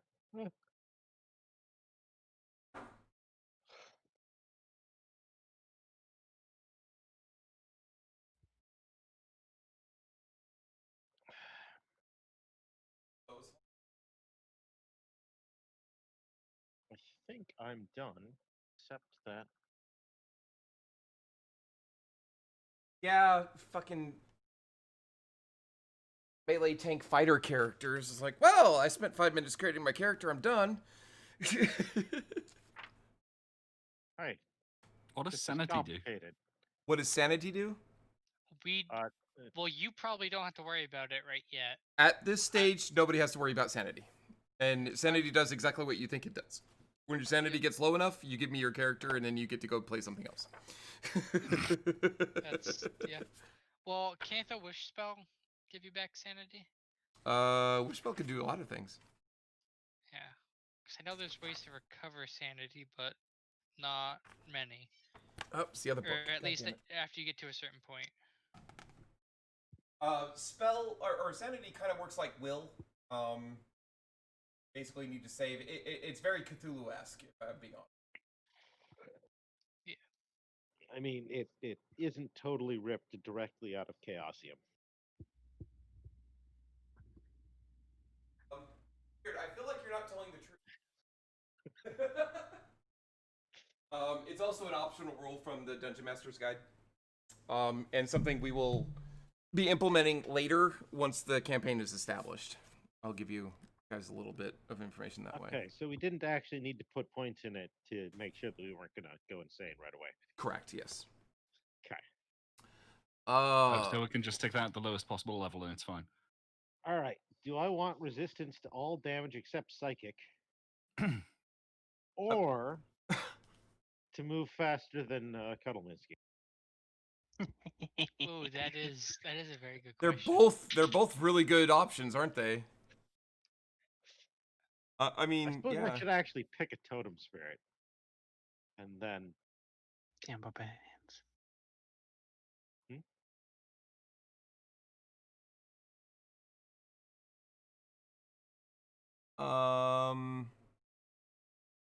The language is Qualith. Qualith. And 100 bonus points to anybody who could tell me what that is without looking it up. Or who can stay awake long enough to think about it. Yeah, Qualith. Qualith.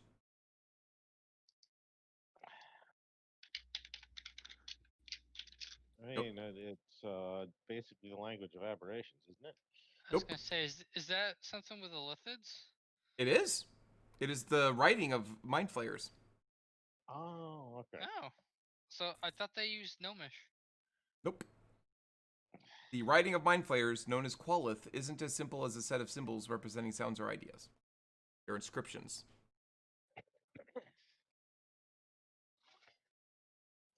Oh, Jesus Christ. Oh, What's your intelligence? What's your intelligence? Mine? Yeah. Kind of.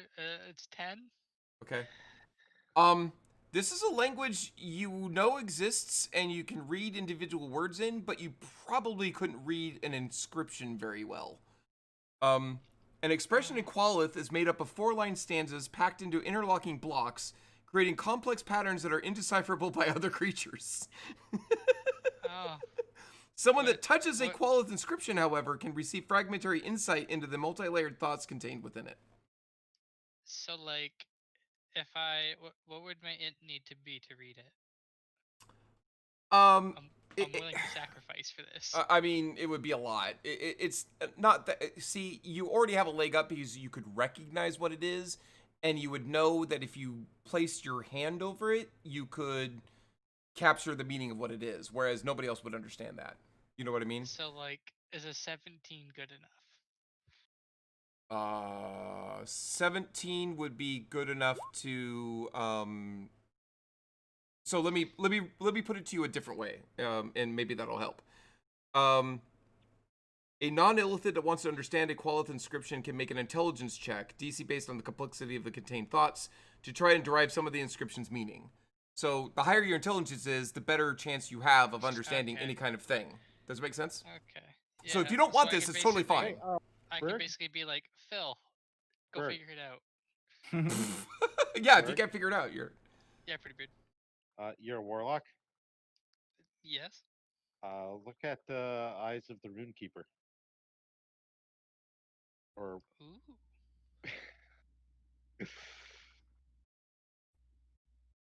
Do I need tome for that though? You might? Why, did you take familiar instead? No, I don't think so. I had chains, so... Odd. Hold on. But anyway, unlike other people, like, you could actually speak this language. Oh. You might not be like, you know, hi, let's have a conversation in this language, because it doesn't work that way. But you could at least, like, you can go up to a Mind Flayer and I don't know why you would want to do this, but you can go up to a Mind Flayer, for example, and start speaking, and it would be like somebody speaking very broken English. It's like, okay, you obviously don't understand how our grammar works, but I understand it's what you're like, saying. No, eat me brain. Eat that brain. Yeah, Right, exactly. It's like what my language teacher used to say. It's survival, like a survival level of the language. So enough to get by, but you're not fluent at all. There you go. Yeah, that works perfectly for this. So. Yeah, she's called it survival Spanish, where you can like order food maybe and like ask for directions, Yeah, but if you can't talk about a novel, I can get to the baño, right? yep. I need to throw up. Please tell me where that is. No more cerveza, please. You know, I got the basics. Oh, Where yeah. where Art is of the bar? Keeper, you can read all writing. We're taking it. Alice, question, quick. Uh-huh. What happens if I have multiple abilities that give me the ability to carry twice the normal weight? You explode. Oh my god. They don't stack. Double once. I don't remember where I read is it. it 3 times? No. I remember reading somewhere that things that do the same effect don't stack with each other unless specifically stated otherwise. Like in the case of They your don't. what's that? They don't multiply. I know that. Yeah, but I don't think they stack additively either. I'm pretty sure, unless stated otherwise. Like your orc and your barbarian ability, they're not the same ability, so yeah, they stack. But something that, for example, something if you have proficiency in something, and then you never get mind. The one actually increases my size category for carrying capacity, and the other one just doubles my carrying weight. well, that's different. Yeah, that's different. So yeah, that's different. Yep, I'm with you there. Yep. But yeah, like if you have an ability that gives you specialization in intimidation. Like proficiency? Yeah. Yeah, and then something else gives it to you. specifically- Yeah, and then something else gives you proficiency in intimidation. You don't get double the thing unless it specifically says this doubles your proficiency. Yeah, I think it's called expertise in 5th Yes. edition. Yep. Expertise. Well, expertise is one way to get it. There's actually other things that do it as well, but expertise is like the way you were likely to do it. Others, Also, I can't remember Alice, where I read don't it. know if you knew, but you're still streaming. I am. Yeah, Okay. I haven't signed off yet, but I'm about to. I just wanted to make sure I answered your questions Okay, first. I didn't know if you said goodbye or not. Nope, not yet, but I'm about to. Unless you guys have any other questions. Phil, you good? Yeah, I think I'm good. Okay, good. All right. And we'll talk about this more tomorrow, on or off stream, whatever you guys are up for. And if you come up with any questions between now and Friday, that's totally fine. And Friday we'll just kind of ease into things, you know.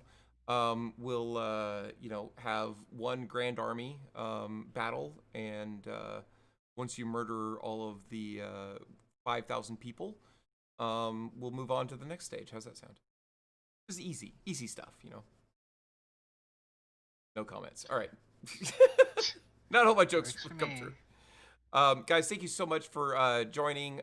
Everybody on stream, thank you so much for a wonderful night. I hope you guys had a great one. This was a great night. It really was. I was very nervous about this, but I knew that, you know, it could really be successful. Yeah, I think overall it was pretty amazing. So thanks again. For those that are new, please hit the follow button so you guys know when I go live again. I will be streaming tomorrow, even though it's not on the official stream schedule. Tomorrow I'm going to take a nice, relaxing Alice plays whatever the fuck she wants, whenever she wants. So we'll probably see some Ark, and we might see some Vampire the Masquerade, because I haven't played that in quite a while, and I want to play it some more. Good on you. And I don't think I have anything else to say. So have a great night, everybody, and good night. Talk to you tomorrow. No, Alice. Bye-bye. Bye. Alright.